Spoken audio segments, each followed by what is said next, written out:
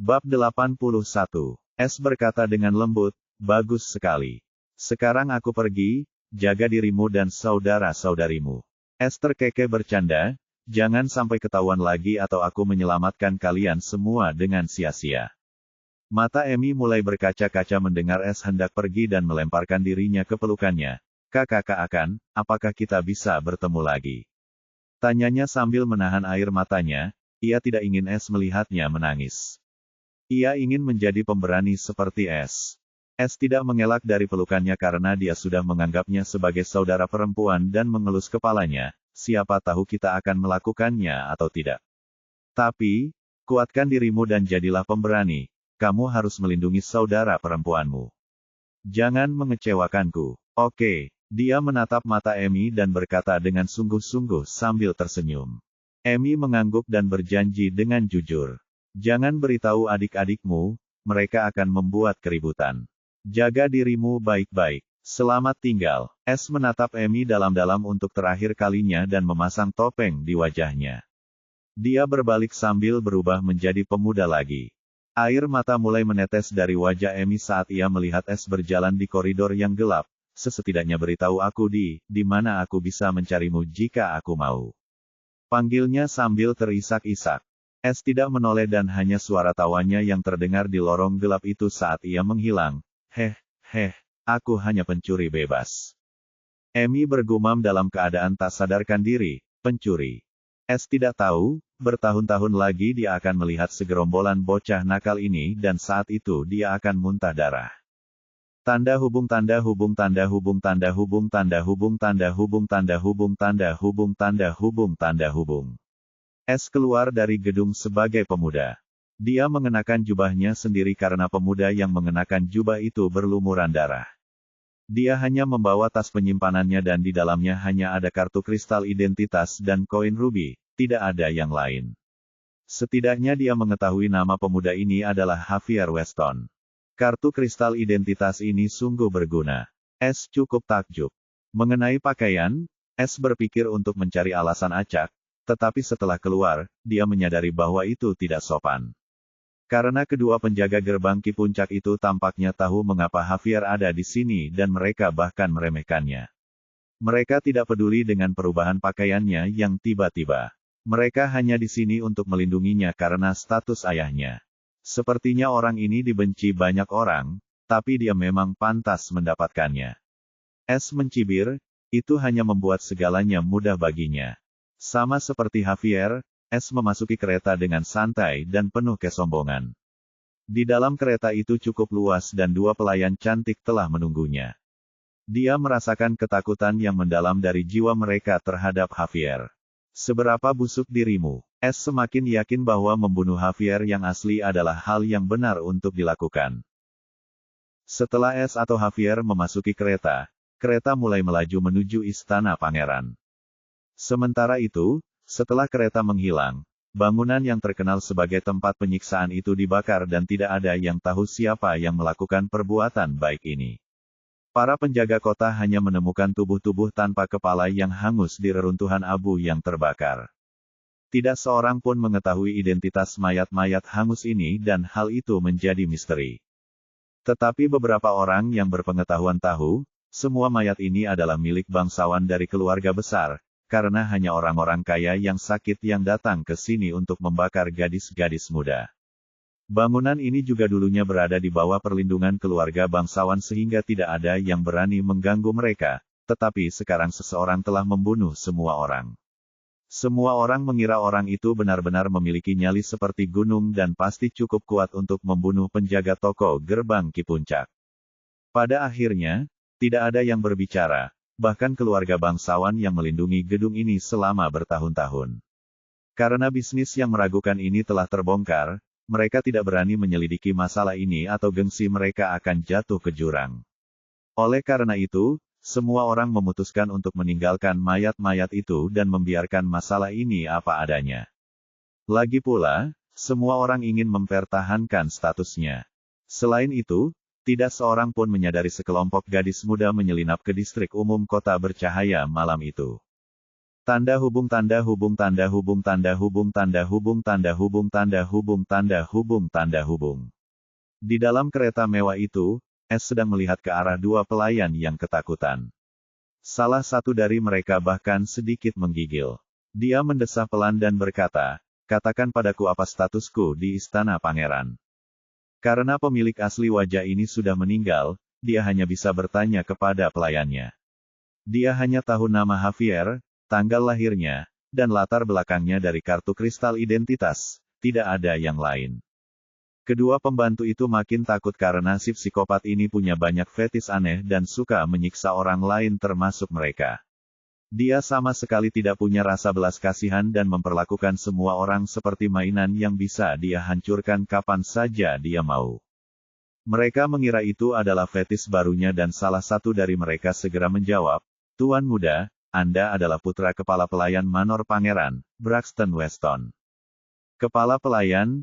Iya, sepertinya si burung kukuk ini tidak berstatus rendah. S menjadi senang dan berkata, "Apa sebutanku untuk ayah dan ibuku, dan bagaimana hubungan kami?"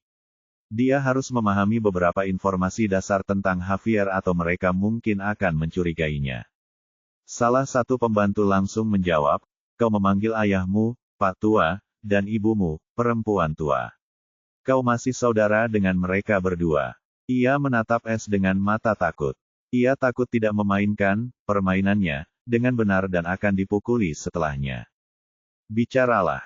S meninggikan suaranya. "Ya, kau tidak akur dengan mereka karena kakak laki-lakimu." Dia cepat-cepat membocorkan rahasia dan mulai mendokumentasikan. S mengangkat alisnya setelah mendengar ini. Psikopat ini bahkan tidak akur dengan keluarganya, tidak heran dia memiliki pola pikir seperti ini dan suka menyiksa orang lain. Apakah saya memilih wajah yang salah? S mengernyitkan dahinya setelah berpikir, si idiot ini punya banyak sekali keraguan. Jika dia tidak memainkannya dengan baik, seseorang mungkin akan menyampaikannya dan harus melarikan diri sebelum dia dapat menemukan harta karun di istana. Dia menjadi Javier karena dia ingin mengelilingi istana pangeran, bukan untuk membersihkan kekacauan ini. Kedua pelayan itu melihat wajah S atau lebih tepatnya Javier yang sedang mengerutkan kening dan langsung berlutut dan mulai membuka pakaian mereka sambil gemetar seperti daun kering yang tertiup angin.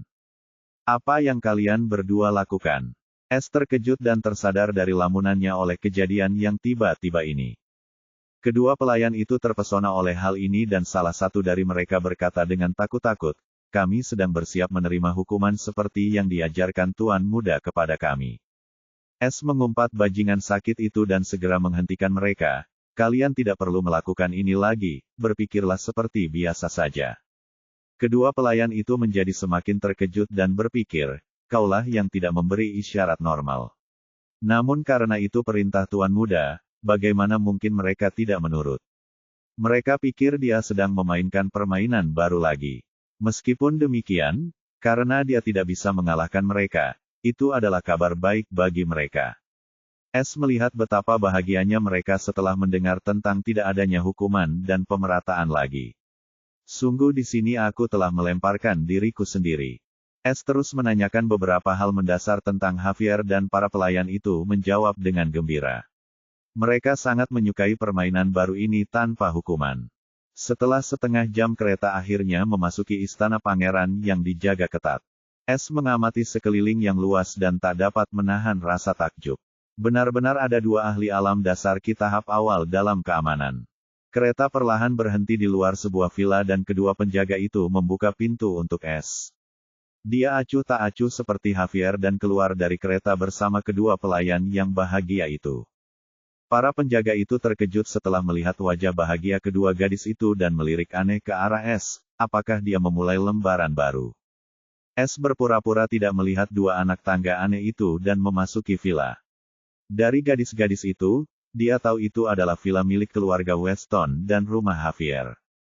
Keluarga Weston hanya memiliki 4 orang termasuk Javier, selain keluarga ini hanya pembantu yang tinggal di villa mewah yang besar ini. S saja memasuki villa ketika terdengar suara mengejek, "Oh, kalau saja itu bukan adikku yang kecil. Berapa banyak yang kau siksa baru hari ini?" Es berbalik dan melihat seorang pemuda yang sangat mirip dengan Javier dengan seringai di wajahnya. Dia pasti saudara bajingan Kate Weston. Dia dengan cepat mengenali pemuda ini. Kate ini cukup berbakat dan merupakan kesayangan ayahnya, sementara Javier adalah musuh ayahnya. Es mendengar dari para pembantunya bahwa Javier selalu ingin menginjak wajah saudaranya dan setelah melihat senyum mengejeknya, dia tahu alasannya. Orang ini terlalu sombong. Es dengan tenang menjawab, "Apa kabarmu?" Kate bahkan tidak berkedip mendengar jawaban Es karena Javier tidak pernah menghormatinya. Jangan sampai ketahuan atau ayah saja tidak mengakuimu. Dia memahami dan mengetahui betul fetis Javier sehingga dia pergi setelah mengejeknya seperti biasa. Satu orang idiot tumbang. Es menghela napas lega. Ia takut, keluarga ini mungkin akan membungkusnya jadi dia siap untuk apapun. Bab 82. Es sampai di kamar Javier tanpa bertemu Weston. Dia mengusir para pembantunya yang menjadi semakin senang dan pergi. Ya, lebih seperti mereka melarikan diri. Es mendengarnya dan hanya bisa tersenyum kecut. Ia melihat ke kamar mewah itu dan terpesona dengan gaya hidup mewah Silk Pants. Ia segera mengganti pakaiannya dengan pakaian Javier dan melihat ke cermin besar di kamar itu. Es lebih tinggi dan ramping dari Javier tetapi topeng dua wajah ini telah menciptakan ilusi yang sempurna dan bahkan tinggi badannya tersembunyi di bawah ilusi. Tidak ada yang dapat melihat wujud aslinya jika mereka bukan penggarap inti sungai. Makan malam Es atau Javier diantar ke dalam ruangan oleh seorang pembantu yang juga tampak sangat takut padanya. Sepertinya keluarga ini sama sekali tidak menyukai orang ini, mereka bahkan tidak mau makan bersamanya. Heh, baguslah untukku. Dia menikmati makanannya dengan anggur yang enak. Pada tengah malam, istana pangeran sangat sunyi, hanya penjaga yang terjaga dan melindungi istana dengan sepenuh hati.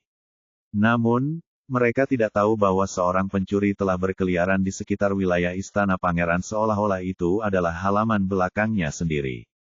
Es terkesima dengan luasnya wilayah istana pangeran miliknya.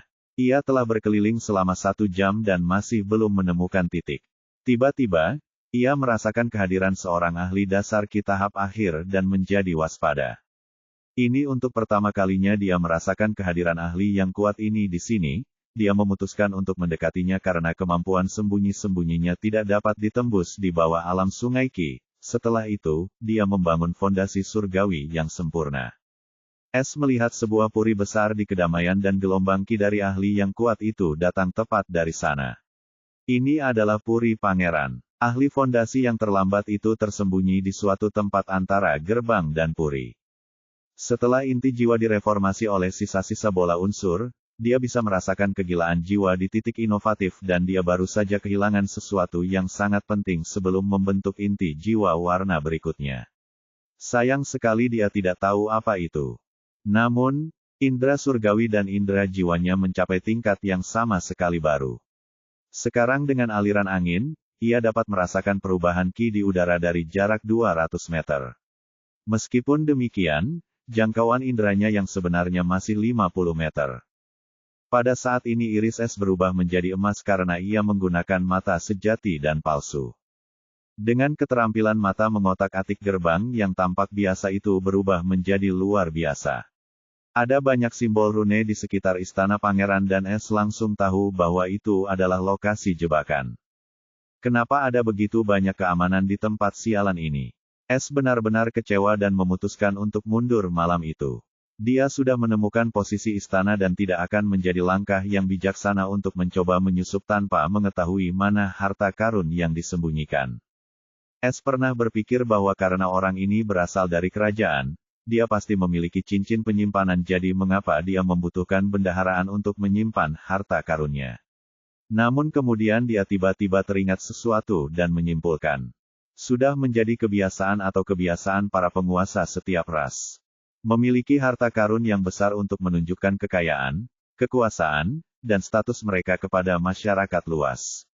Dengan melakukan hal itu, mereka membiarkan orang lain menonton tanpa daya terlebih dahulu, dan ketika mereka akhirnya membangkitkan ambisi semua orang untuk memiliki kekayaan dan kekuasaan yang sama. Hanya dengan memberikan apa yang mereka inginkan, mereka dapat dengan mudah mengendalikan masyarakat luas dengan keserakahan dan keinginan mereka. Lagi pula, Untuk semua orang yang menginginkan status. Tentu saja, untuk menguasai kekuasaan dan kekayaan. Karena jika mereka hanya menginginkan kekuasaan, untuk apa mereka membutuhkan status-status ini? Kalau mereka bisa menikmati kedamaian dalam kesendirian. Setelah masa itu, S tidak pernah takut atau cemas tentang masa depan. Akan selalu ada harta karun sampai seseorang meninggalkan keserakahannya untuk mengendalikan orang lain dan yang terpenting keserakahannya akan kaya. Semakin seseorang menjadi berkuasa, semakin mereka ingin mengendalikan orang lain dan cara terbaik untuk melakukannya adalah juga kekayaan. S kembali ke kamar Javier dan berpikir sambil berbaring di tempat tidur yang nyaman, bolehkah aku menggunakan status keluarga Weston dan pergi ke rumah bangsawan besok? Tidak. Jika aku jadi mereka, aku tidak akan pernah membiarkan telur busuk ini berkeliaran di sekitar rumahku. Dia masih memikirkan bagaimana cara menemukan harta karun sialan itu. Tanda hubung tanda hubung tanda hubung tanda hubung tanda hubung tanda hubung tanda hubung tanda hubung tanda hubung tanda hubung. Sementara itu, di dalam aula besar pavilion giok, Zelda duduk dengan anggun di kursi sambil dengan tenang memperhatikan seorang lelaki tua berambut abu-abu dengan aneh di matanya. Lelaki tua ini memiliki aura seorang sarjana tua di sekelilingnya. Hal yang paling mencengangkan adalah lelaki tua ini mengenakan jubah biru dengan tanda pil api seperti Zelda. Dia adalah Vance Golden, seorang alkemis kelas Azure dan juga pangeran agung kerajaan Golden Hammerhead. Lebih jauh lagi, dialah yang menemukan The Blood Rose 100 tahun yang lalu. 100 tahun yang lalu, Vance adalah seorang pemuda yang penuh semangat dan sangat berbakat dalam bidang tertentu. Ia menjadi alkemis biru pada usia 24 tahun dan dipuji sebagai alkemis paling berbakat di negeri-negeri kerajaan. Namun, kemegahan itu tidak bertahan lama karena bahkan setelah 10 tahun ia tidak dapat menembus jajaran alkemis kelas Azure. Oleh karena itu, ia memutuskan untuk menjelajahi tanah-tanah untuk menemukan peluangnya untuk melakukan pelanggaran. Setelah berkelana selama bertahun-tahun, dia akhirnya menemukan rune kuno dari klan iblis dan memperoleh beberapa manfaat darinya, serta berhasil menerobos ke alam sungai Ki dan juga ke tingkat Azure. Selain itu, dalam rune itu, ia menemukan catatan tentang mawar darah dan bahkan menemukan ramuan legendaris. Ia sangat gembira saat itu, dia bahkan tertawa dalam tidurnya. Namun masih ada waktu bagi tanaman itu untuk tumbuh, jadi dia memutuskan untuk memberitahu saudaranya tentang hal itu karena hubungan mereka cukup baik. Setelah itu, mereka dengan mudah menguasai seluruh kota pegunungan merah dan rahasia di dalamnya. Terlebih lagi, jika ia dipromosikan, keluarganya juga akan mendapatkan keuntungan sehingga hampir tidak ada kemungkinan saudaranya akan menusuknya dari belakang karena ia bukan seorang alkemis. Lebih jauh lagi, bahkan jika raja membunuh Vance, ia tidak akan sanggup menahan amarah organisasi Pale Flame karena mereka punya metode untuk mencari tahu siapa yang membunuh orang-orang mereka bahkan jika seseorang menggunakan pembunuhan. Itulah yang membuat organisasi itu begitu mengerikan dan tak seorang pun berani mengusik orang-orangnya lagi. Mereka pernah membasmi seluruh kerajaan hanya karena seorang pangeran berani membunuh seorang alkemis biru untuk memperjelasnya, organisasi buatan sekte bukanlah organisasi yang bisa dianggap remeh. Sedangkan untuk jangka waktu 100 tahun, bagi kultivator alam sungai Ki, 100 tahun merupakan setengah dari spam kehidupan mereka. Karena menguasai alam sungai Ki dapat memperpanjang rentang hidup mereka hingga 100 tahun. Itulah sebabnya Vance menunggu selama ratusan tahun agar ia bisa mendapatkan ramuan legendaris itu dan menukarnya dengan metode untuk memasuki alam yang lebih tinggi. Jika ia berhasil, kerajaan mereka mungkin memiliki kesempatan untuk menjadi penguasa dan ia dapat dengan mudah memasuki tingkat alkemis ungu dengan bantuan organisasi Pale Flame. Yang terpenting, masa hidupnya akan mencapai 500 tahun. Namun sayang, semua mimpinya hancur oleh pencuri kecil. Awalnya, dia ingin datang sendiri, tetapi saat itu keadaan sedang kacau, dan memutuskan untuk pergi bersama kakak laki-lakinya, sang raja, yang berencana mengirim Dulce ke sini. Dia sangat percaya diri dan bangga dengan keponakannya yang berbakat itu, jadi dia tidak terlalu khawatir. Namun, saat Vance mendengar berita tentang Blood Rose, dia muntah banyak darah dan pingsan di tempat. Itulah sebabnya dia datang ke sini dengan penuh amarah dan menghajar Dulce hingga babak belur tanpa menahan apapun. Namun, dia tidak dapat membunuhnya karena dia masih putri saudara laki-lakinya dan dia sendiri sangat menyayanginya.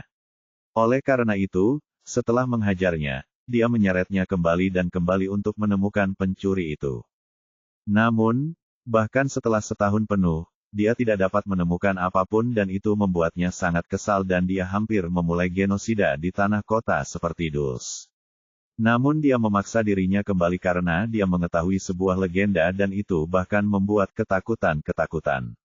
Pada akhirnya, sambil menggigitkan gigi Vance memutuskan untuk menerima bantuan Zelda dan berbagi mawar darah padanya setelah bersumpah.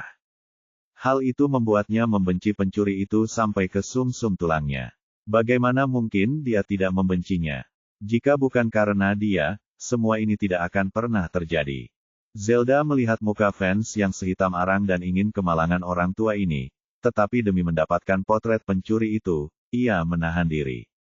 Namun, bagaimana mungkin Vance, jika rubah tua yang telah hidup lebih dari 100 tahun, tidak melihat intinya di mata Zelda? Hal ini membuatnya semakin kesal dan wajahnya menjadi muram. Masih basah di telinga. Kalau bukan karena pencuri itu, aku tidak akan pernah berbicara dengan gadis ini. Vance mengucapkannya karena benci. Bab 83. Zelda melihat warna wajah Vance berubah antara biru dan hitam dan tahu dia tanpa sadar telah menyentuh titik nadir sehingga dia segera berkata, "Tuan Golden, tolong kendalikan amarahmu. Kamu harus jernih jika ingin menemukan pencuri jahat itu." Dia tidak merasakan rasa takutnya, tetapi dia sangat membantu karena Bibi Layla tidak dapat menunjukkan wajahnya di depan umum. Selain itu, jika kekuatan-kekuatan lain mengetahui bahwa dia berada di tempat di mana bahkan burung pun tidak membuang udara, mereka akan segera mengirim penyelidik mereka. Vance menarik napas dalam-dalam dan akhirnya berhasil menahan amarahnya. Dia tahu bahwa wanita itu benar. Jika dia kehilangan ketenangannya, bagaimana dia bisa menemukan pencuri terkutuk itu? Memang salah orang tua ini karena menampilkan pemandangan yang menjijikkan itu kepada Nona Green Flame. Maafkan aku. Vance memang geram, tapi bahkan dia tidak berani memarahi Green Flame ini. Alasannya sangat sederhana, dia muncul entah dari mana 5 tahun lalu dan menjadi salah satu alkemis Azure termuda di Pale Flame Organization. Tidak ada yang tahu nama aslinya, latar belakangnya, atau pernah melihat wajah aslinya sebelumnya dan hanya menemukan Green Flame. Meskipun dia masih muda, latar belakang benar-benar menakutkan karena siapapun, alkemis atau pejabat tingkat tinggi lainnya, yang mencoba memprovokasinya, hampir semua orang menghilang tanpa jejak. Bagian yang paling menakutkan adalah, bahkan organisasi Pale Flame tidak menyelidiki fenomena aneh ini. Itulah sebabnya setiap alkemis dalam organisasi sekarang takut pada bintang gelap ini dan menjauh sejauh mungkin darinya. Vance juga merupakan salah satu orang yang tidak ingin bergaul dengan wanita tersebut namun ia sudah putus asa dan akhirnya pasrah dengan nasibnya. Kamu tidak perlu membungkus seperti itu padaku. Aku tahu apa yang telah kamu alami. Zelda tidak tinggal diam dan langsung bertanya, Master Golden, aku penasaran kenapa kau tidak bisa menemukan pencuri itu sampai sekarang. Mungkinkah dia bukan dari tanah tingkat rendah? Vance mendesah tak berdaya. Aku juga tidak tahu, tapi dari sumber kami, sudah pasti. Pencuri itu awalnya dari kota bintang 2 yang pencipta keponakanku yang bodoh setelah mengetahui tentangnya. Sumbernya tentu saja sisa-sisa kota bunga sungai, ayah dan anak Kelby, termasuk Ryland Grand. Karena Es telah mengambil cincin penyimpanan Dulce, kerabat ketiga yang diracuni itu tidak bertahan lama tanpa penawarnya. Namun sebelum kematian mereka, Dulce telah mengambil semua jenis informasi tentang Es yang mereka ketahui. Dulce memang jalang, tapi dia sama sekali bukan orang bodoh. Dia tahu, ayah dan pamannya tidak akan memaafkannya. Terutama pamannya, dan itulah sebabnya dia mengumpulkan semua informasi yang bisa dia dapatkan tentang Es untuk lolos dari hukuman berat. Dan dia berhasil pada akhirnya. Tapi biar ku beritahu ini. Vance tidak membiarkan Zelda berbicara dan melanjutkan dengan serius. pencuri kecil itu baru berusia 13 atau 14 tahun saat Dulce bertemu dengannya dan dia berhasil melarikan diri setelah mencuri pelataran formasi darinya. Jelas dia tahu tentang simbol rune. Zelda akhirnya membukakan matanya yang indah karena seorang rune crafter yang bahkan lebih langka daripada alkemis. Alasannya adalah karena hanya seorang pengolah jiwa atau seseorang dengan light element key yang bisa menjadi rune crafter. Anda pasti bercanda dengan saya, Master Golden. Bahkan Anda tahu bahwa perajin rune bagaikan bulu burung phoenix di seluruh benua Azurewin. Dan bahkan jika dugaan Anda benar, tidakkah pernah terlintas dalam pikiran Anda bahwa seorang perajin rune tidak perlu menjadi pencuri? Dia hanya perlu menunjukkan bakatnya kepada Pilflame Organization dan mereka akan melatihnya dengan setiap sumber daya yang mereka miliki. Zelda berkata dengan penuh penghinaan. Orang tua ini benar-benar kehilangan akal sehatnya setelah kehilangan mawar darah. Jika seorang yang cerdas jiwa atau bahkan teknik otomotif cahaya benar-benar mulai muncul di tempat tandus ini, kita tidak akan bisa tidur dengan tenang. Zelda melirik fans. Anda benar, Nona Green Flame. Saya mohon maaf atas ketidaktahuan saya. Fans sepenuhnya setuju dengannya mengenai hal ini. Sekarang mari kita bahas bisnis, ya. Dia tidak bertele-tele. Mata Zelda berbinar-binar mendengar kata-kata itu. Bahasa Indonesia. Keesokan paginya, Es membuka matanya yang suram, dia merasa segar dan penuh energi. Setelah beberapa saat kedua pelayan itu datang untuk melayaninya tetapi dia menolak mentah-mentah karena dia tidak terbiasa dengan perlakuan seperti ini. Sekarang kedua pembantu itu mulai bertanya-tanya apakah benar dialah psikopat yang selalu menyiksa mereka sejak dia membuka mata setiap hari. Namun karena itu menguntungkan mereka sama sekali tidak memperdulikannya. Es menyantap sarapan di kamar dan kembali terkesima dengan gaya hidup mewah ini. Kalau bukan karena cita-cita dan keinginannya untuk menjadi berkuasa, dia pasti akan hidup seperti ini. Apa yang harus kulakukan dengan masalah perbendaharaan? Ia meringis, memikirkan teka-teki ini saja sudah membuatnya pusing sekali. Javier ini adalah telur busuk dan dia yakin bahwa dia juga cukup terkenal di Istana Pangeran. Namun sekarang dia adalah Javier dan semacam ini adalah masalah yang sangat besar bagi Es. Mendesah. Dia mendesah tak berdaya, aku harus bertemu dengan ayah idiot ini dan melihat apakah aku bisa masuk ke dalam istana. Es menguraikan apa yang harus dia lakukan untuk mencapai tujuan sebentar dan pergi keluar. Es memasuki aula villa dan melihat seorang laki-laki setengah baya berbadan tembam dan berjenggot pendek, tengah membaca sesuatu sambil mengerutkan dahi. Braxton Weston. Ia segera mengenali siapa lelaki setengah baya ini. Dia adalah kepala pelayan di Istana Pangeran dan ayah Javier, Braxton Weston. Es tidak berani sembarangan di depan Braxton dan bertindak seperti Javier sebaik yang dia bisa dan memasuki aula dengan angkuh. Braxton mendengar langkah kaki dan melihat ke arah itu dan melihat Javier datang ke arahnya dengan wajah penuh kesombongan. Tatapan matanya menjadi dingin dan melepaskan tekanan dari alam fondasi awal untuk menjatuhkan Javier. Bagaimanapun juga, dia adalah ayahnya, dan Javier yang berpose di hadapannya jelas-jelas tidak menyenangkan hatinya, tapi sayang dia selalu melakukan itu jadi dia agak terbiasa dengan rutinitas ini. Es merasakan tekanan, terlalu lemah. Ia mengejek dalam hati namun menunjukkan wajah yang mengerikan saat berteriak, "Orang tua, apakah kau ingin membunuh anakmu sendiri? Pencuri punya 1000 wajah. Inikah maksudnya?" Keluh Es dalam hati. Ia tidak pernah berbicara dengan seseorang seperti ini sebelumnya, tetapi dengan berpura-pura menjadi seperti Javier, ia hanya bisa menjadi seperti dirinya. Ini juga merupakan semacam pembelajaran baginya. Dasar anak durhaka, begini caramu bicara dengan ayahmu. Braxton berteriak marah. Para pelayan di sekitar mereka nampaknya tidak asing dengan pemandangan seperti ini.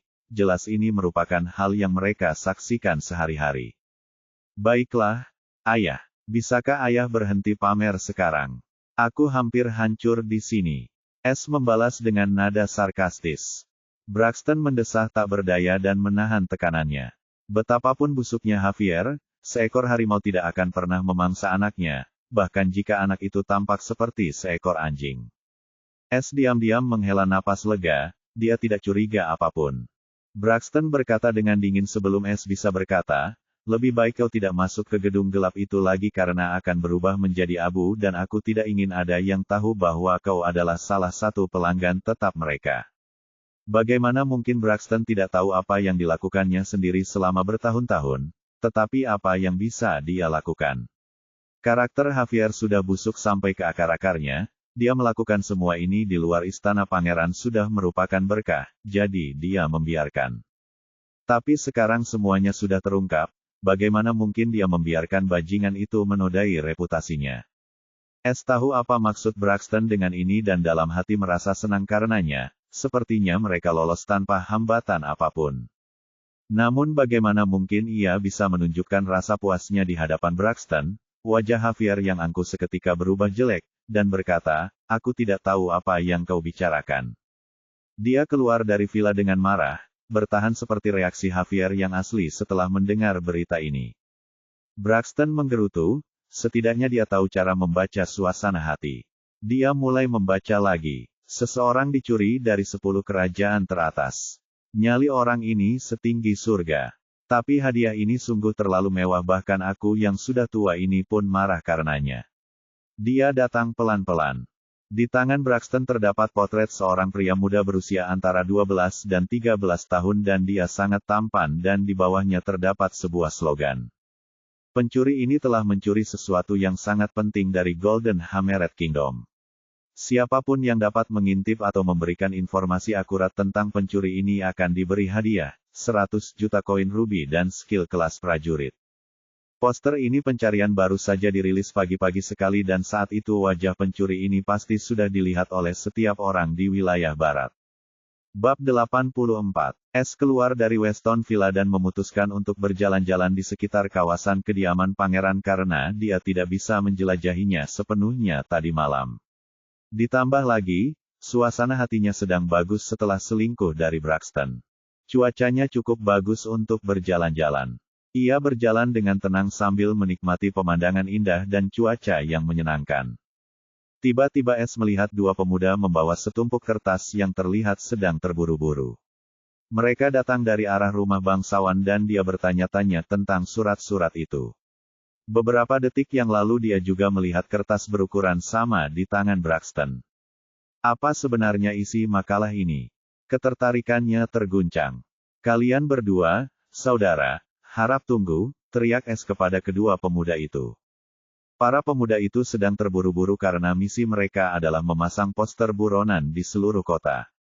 Namun ketika mereka melihat Javier berjalan ke arah mereka, keringat dingin keluar dan ekspresi mereka berubah menjadi mengerikan. Mereka jelas mengetahui ketenaran tuan muda ini dan takut menyinggung perasaannya, jadi mereka berhenti dan berdoa agar dia membiarkan mereka pergi tanpa ancaman tuntutan. Menatap kedua wajah pucat itu dan menghela nafas dalam hati. Dia sudah terbiasa dengan hal itu sekarang dan bertanya, surat-surat apa ini? Karena kertasnya terbalik, dia tidak bisa melihat isinya. Mereka berdua tidak ragu-ragu dan segera memberikan poster buronan itu kepada dan berkata kepada salah satu dari mereka sebelum melarikan diri, Tuan muda, ini adalah poster buronan pencuri itu dan perintah datang langsung dari pangeran tertua, untuk menyebarkan semuanya, melintasi kota. Jadi, kita harus pergi. Maaf atas kekasaran kami, selamat tinggal. Tidak menghentikan mereka dan membalikkan poster buronan itu dengan rasa ingin tahu untuk melihat siapa pencurinya yang bahkan Pangeran Agung menyadarinya dan bahkan memasang poster-poster tersebut. Lagi pula, dia juga seorang pencuri, dan bertemu dengan pencuri lain membuat sedikit bersemangat. Namun saat melihat gambar di posterku semua warna wajahnya memudar karena itu dia 3 tahun lalu. Meski kini ia sudah dewasa dan berbeda dari tahun-tahun sebelumnya, tidak ada yang meragukannya. Nafas menjadi sedikit tersengal-sengal namun ia tetap mengendalikan emosinya dan membaca seluruh slogan di bawah fotonya. Sejak dia membangun fondasi kegelapan, menjadi lebih mampu mengendalikan emosinya dan bersikap tenang serta tenang. Namun, raut wajahnya berubah cukup buruk setelah membaca hadiahnya. Dia bergumam dengan serius, ini salah perempuan jalang itu. Tapi kenapa Pangeran Agung ini melibatkan dirinya dalam hal ini? S dengan mudah menelusurinya kembali ke Dulce karena dialah satu-satunya yang melihat wajahnya malam itu dan nama kerajaannya ada di dalamnya yang membenarkan dugaannya. Aku seharusnya membunuhnya di sana dan bagaimanapun caranya. Namun sayang, dia tidak cukup kuat untuk melakukannya dan waktu juga tidak menguntungkannya pada hari itu. S menarik napas dalam-dalam untuk menenangkan sarafnya dan mengejar kedua pemuda itu. Dia harus mencari tahu berapa banyak orang yang mengetahui hal ini dan peran Pangeran Agung dalam semua ini. Hei, kalian berdua berhenti di situ. Suasana hati S sedang tidak baik lagi dan saat ini dia agak menggunakan nada kasar seperti Javier. Keduanya sedikit gemetar saat mereka dengan cepat menghentikan langkah mereka. Kita mati. Kamu pikir kamu ini siapa? Menghentikan seseorang melakukan misi penting, apakah kamu memberontak terhadap istana pangeran? Raungan marah terdengar pada saat ini.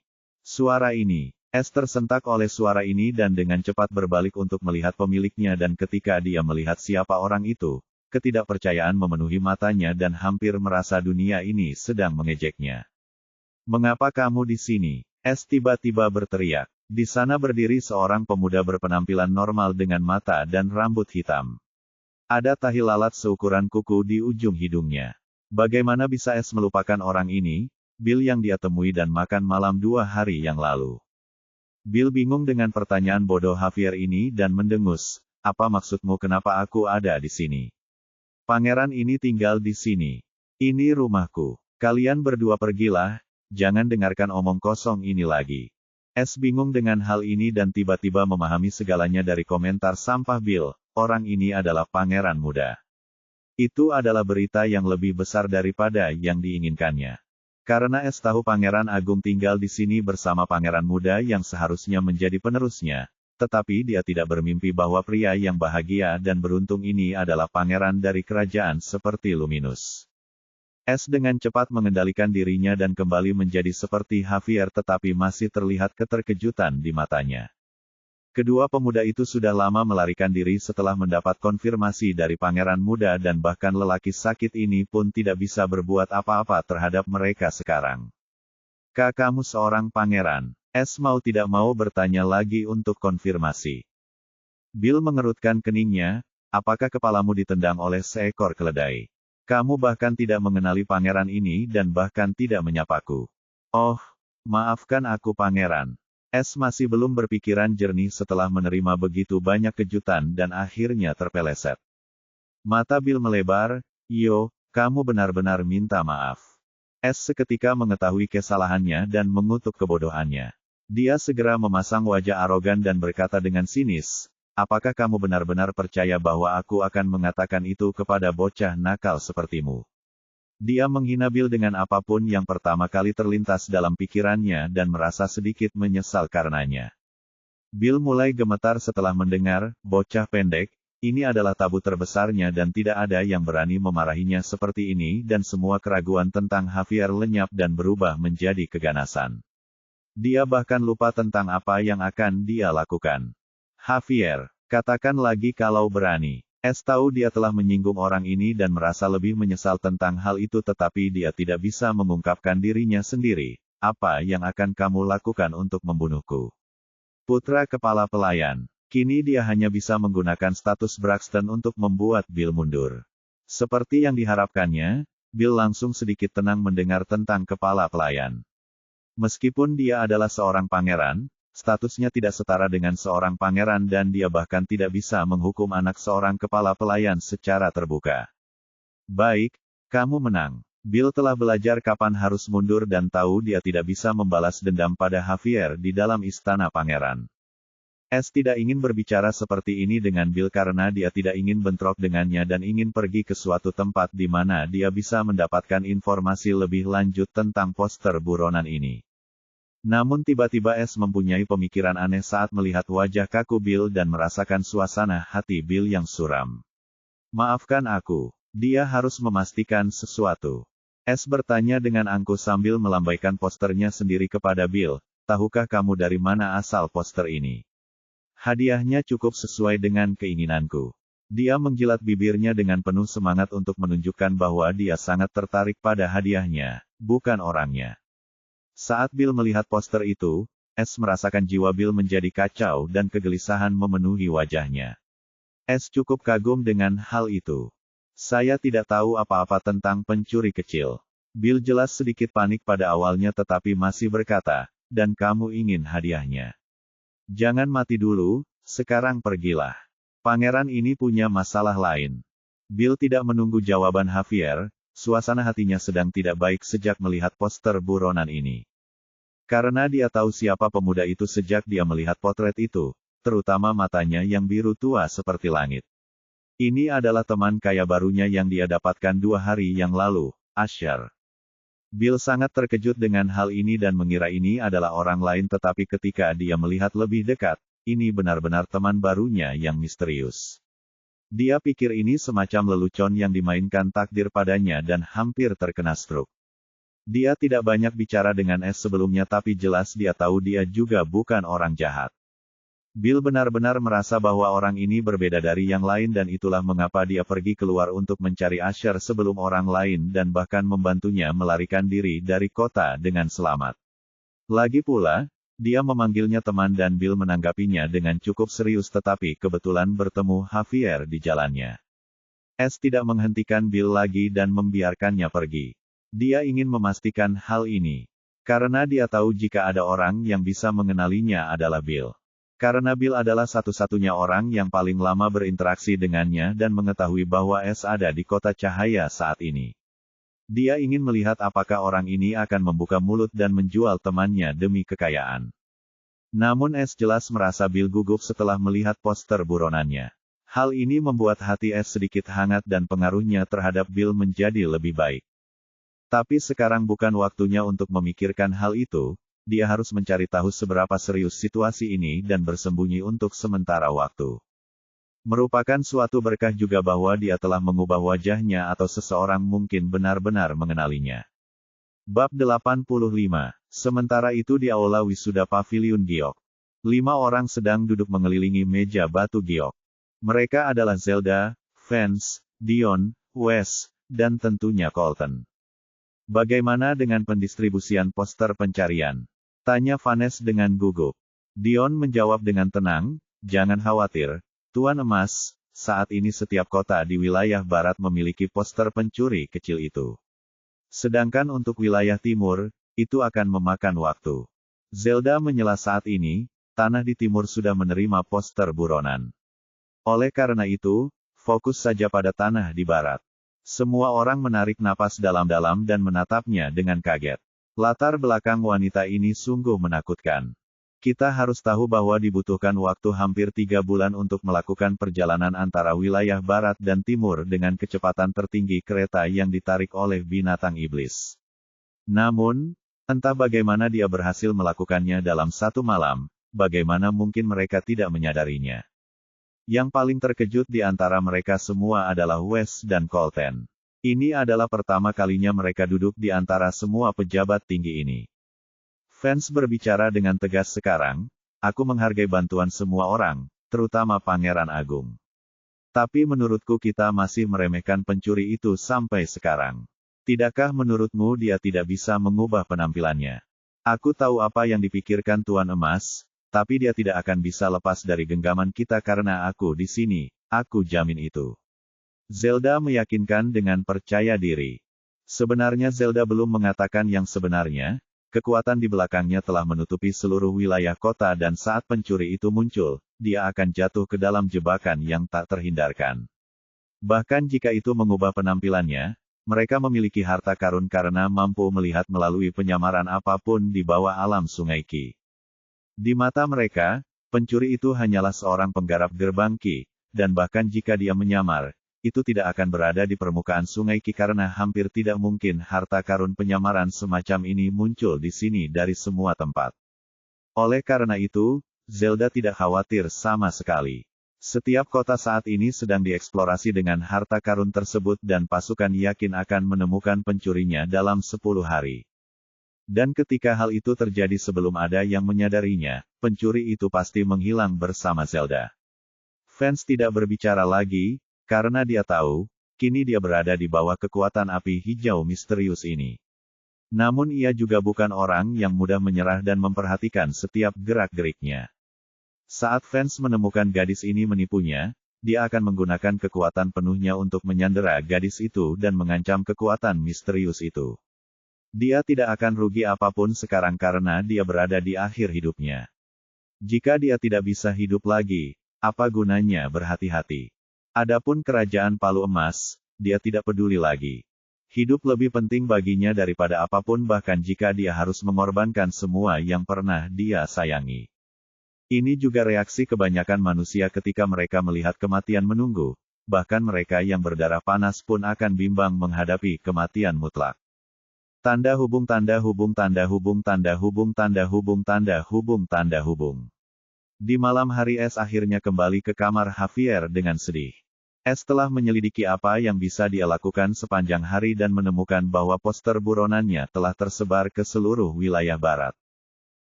Semua orang membicarakannya dan ingin memburunya karena keterampilan tingkat prajurit yang memikat sangat menarik. Karena keterampilan tingkat prajurit hampir mustahil ditemukan di kota-kota dan siapapun yang memilikinya akan berubah menjadi sejarah. Namun, sekarang sebuah kerajaan sendiri yang memberikannya, bagaimana mungkin keluarga-keluarga itu tidak bersemangat? Bahkan keluarga-keluarga tinggi dan perkasa mulai mencarinya dengan sepenuh hati seolah-olah S adalah harta yang berharga.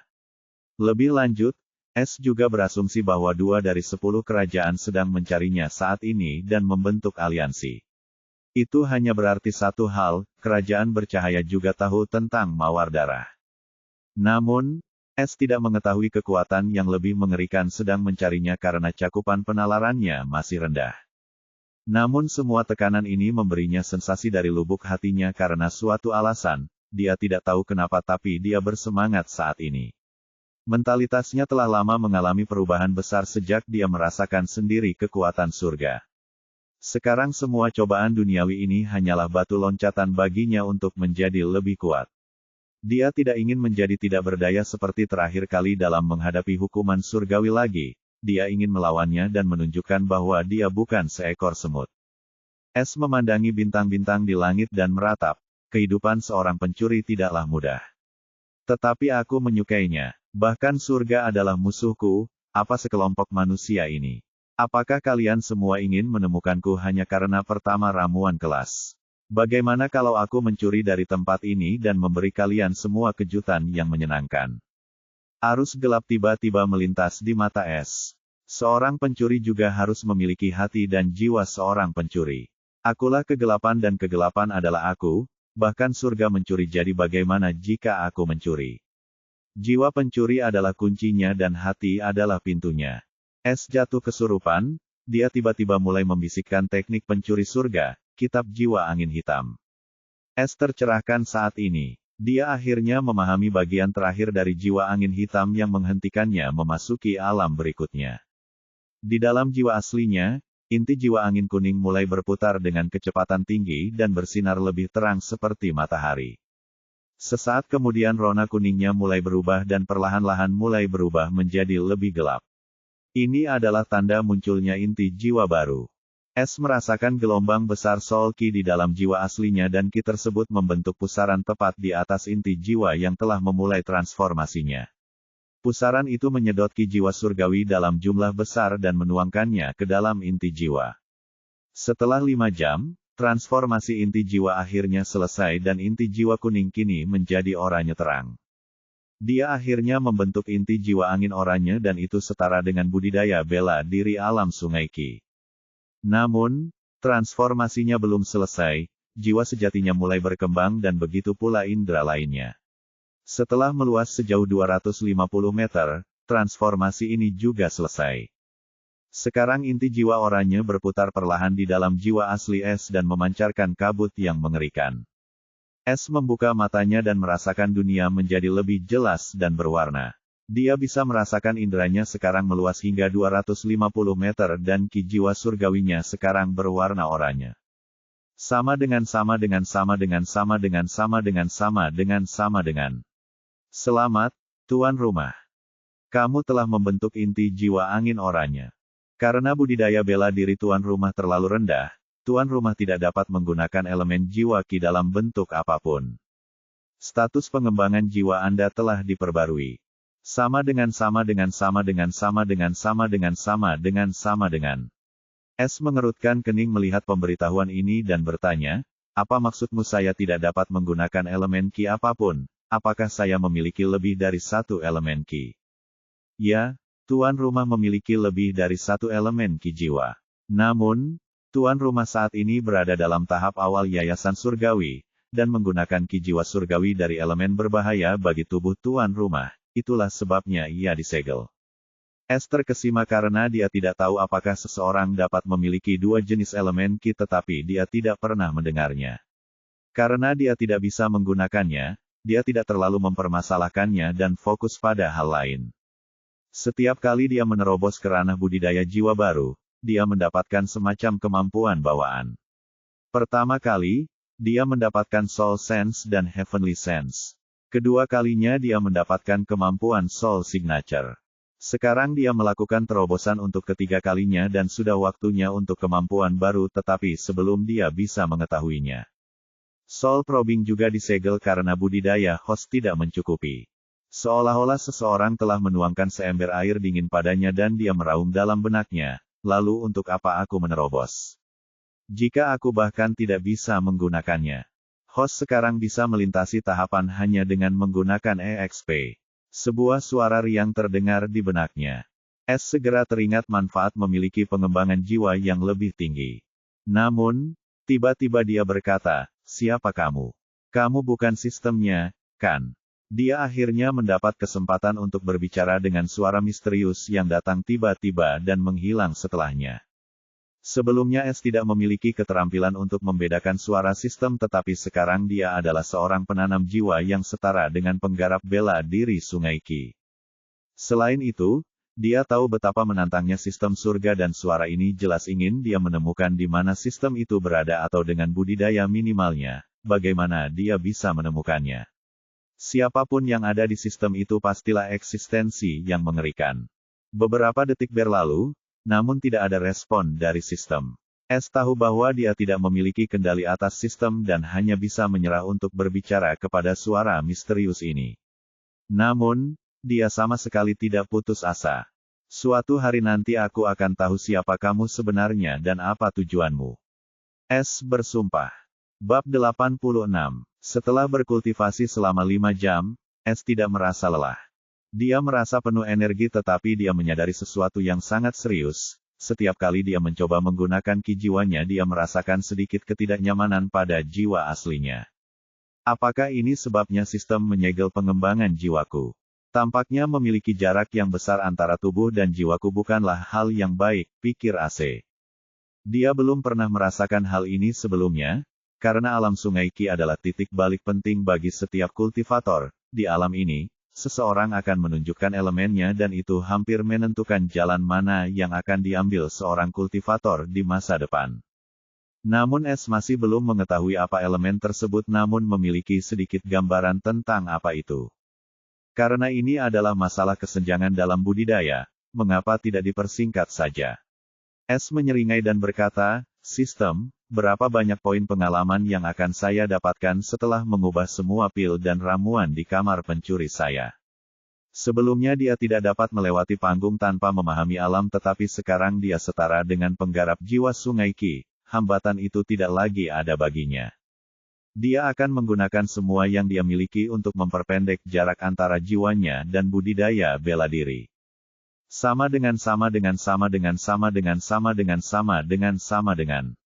Sistem sedang menghitung. Semua ramuan dan pil di kamar pencuri dapat diubah menjadi 950.000 EXP. Apakah Anda ingin melanjutkan konversi?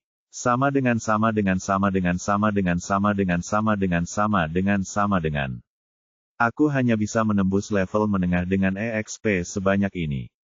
Yah, itu lebih baik daripada tidak sama sekali. S berkata tanpa ragu, ubah segalanya.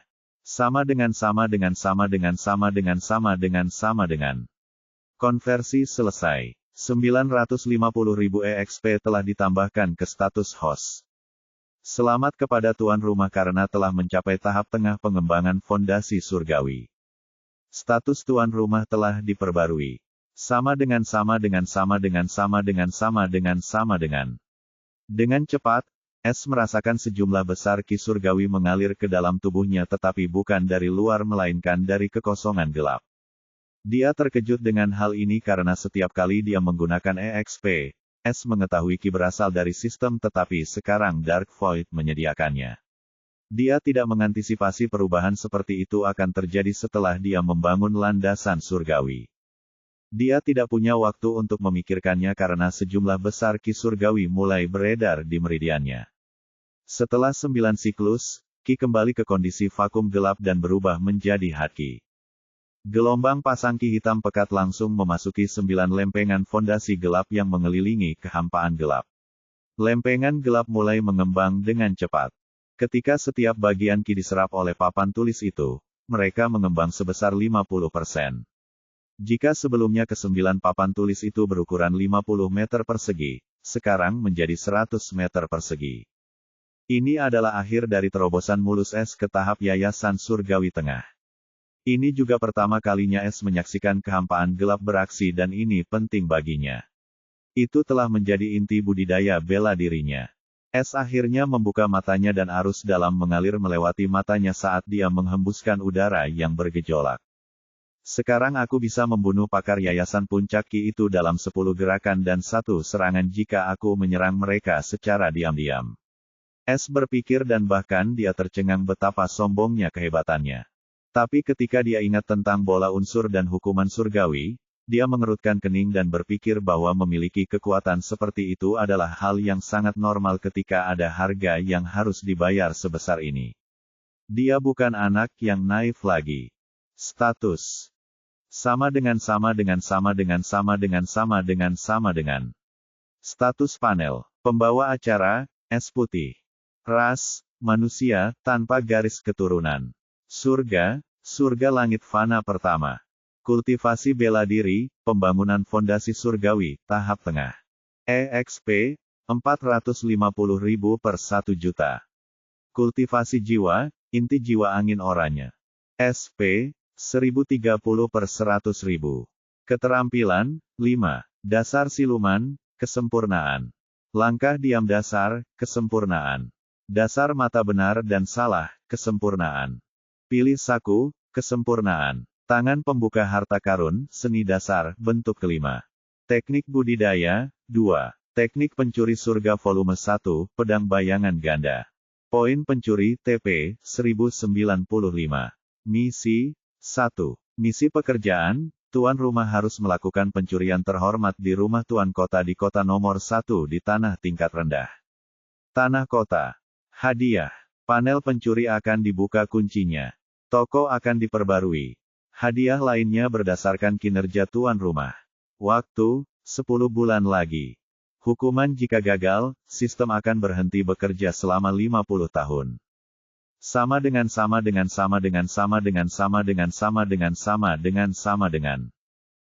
Setiap kali S melihat statusnya yang semakin meningkat ia akan selalu merasa puas namun kali ini ia malah merasa murung. Alasan pertama adalah peningkatan EXP terutama SP yang melonjak dari 1000 menjadi 100.000 sekaligus. Dia jelas tahu betapa sulitnya menemukan SP karena dia hanya menemukan Blood Rose yang memberinya pilihan 10.000 SP dan itu juga merupakan ramuan kelas 1. Alasan kedua tentu saja adalah waktu yang tersisa untuk misi pekerjaan. Saya harus mengambil risiko sekarang. S menghela nafas ketika mendengar suara sistem lagi. Kekuatan 10% penyelidikan jiwa telah dibuka segelnya. Bukankah ini nama kemampuan yang aku peroleh setelah membentuk inti jiwa oranye dan disegel oleh sistem? S mengerutkan alisnya sambil bergumam, apakah terbuka karena aku mencapai tahap tengah? Bukankah ini berarti aku bisa membuka lebih banyak lagi jika aku mencapai tahap yang lebih tinggi? S langsung memahami inti masalahnya dan menjadi eristik. Sistem, apa sebenarnya yang diselidiki jiwa ini? S langsung bertanya karena dia tidak punya waktu untuk mencari tahu hal itu sekarang. 50 TP. Kenapa kamu tidak merampokku secara langsung? S tidak bisa berkata-kata melihat sistem kembali ke cara lama dan menjadi lebih kejam. Sistem hanya meminta kompensasi berdasarkan pentingnya pertanyaan tuan rumah. Sistem membenarkan dirinya sendiri dengan suara tanpa emosi. Baik, kamu menang. Ambil dan beritahu aku. S tahu dia tidak bisa memenangkan pertarungan ini. Poin pencuri, 1045. Setelah menerima suara sistem TP terngiang di benak S. Sama dengan. Soul probing, kemampuan untuk memeriksa ingatan seseorang secara acak tanpa mereka sadari. Hanya bekerja pada seseorang dengan jiwa yang lebih lemah dari tuan rumah. Peringatan, jika tuan rumah menggunakan pemeriksaan jiwa pada seseorang dengan jiwa yang lebih tinggi atau lebih kuat, tuan rumah akan mengalami serangan balik yang mengerikan. Saat ini, tuan rumah hanya dapat menggunakan 10% dari kecakapan penyelidikan jiwa yang berarti tuan rumah hanya dapat menyelidiki jiwa seseorang di alam gerbang Ki selama 1 jam. Lebih dari itu, tuan rumah akan mengalami serangan balik yang sangat besar dan jiwa sejati akan menerima kerusakan langsung karena tuan rumah tidak berada di alam sungai surgawi. Sama dengan. S benar-benar terkejut dengan kemampuan baru ini dan tertegun setelah mendengar peringatan serius dari sistem pada akhirnya. Bukankah terlalu berlebihan jika aku bisa membaca ingatan seseorang meski secara acak? S bergumam saat matanya berbinar karena kegembiraan. Aku hanya membutuhkan ini sekarang. Sistem, apakah kamu membantuku sambil berpura-pura tidak tahu apa-apa? Dia tidak menerima jawaban apapun tetapi juga tidak mempedulikannya. Bahkan dengan batas 1 jam ini, penyelidikan jiwa ini akan membantunya menemukan lokasi perbendaharaan yang tersembunyi, dan dia telah memutuskan kepada siapa dia akan menggunakannya. Setelah terobosan besar S dalam pengembangan jiwa, dia lebih memahami apa artinya menjadi pencuri dan dia akan melakukan sesuatu yang besar kali ini. Hal ini akan menghancurkan kedamaian seluruh negeri tingkat menengah dan menyebabkan keributan di negeri tingkat tinggi.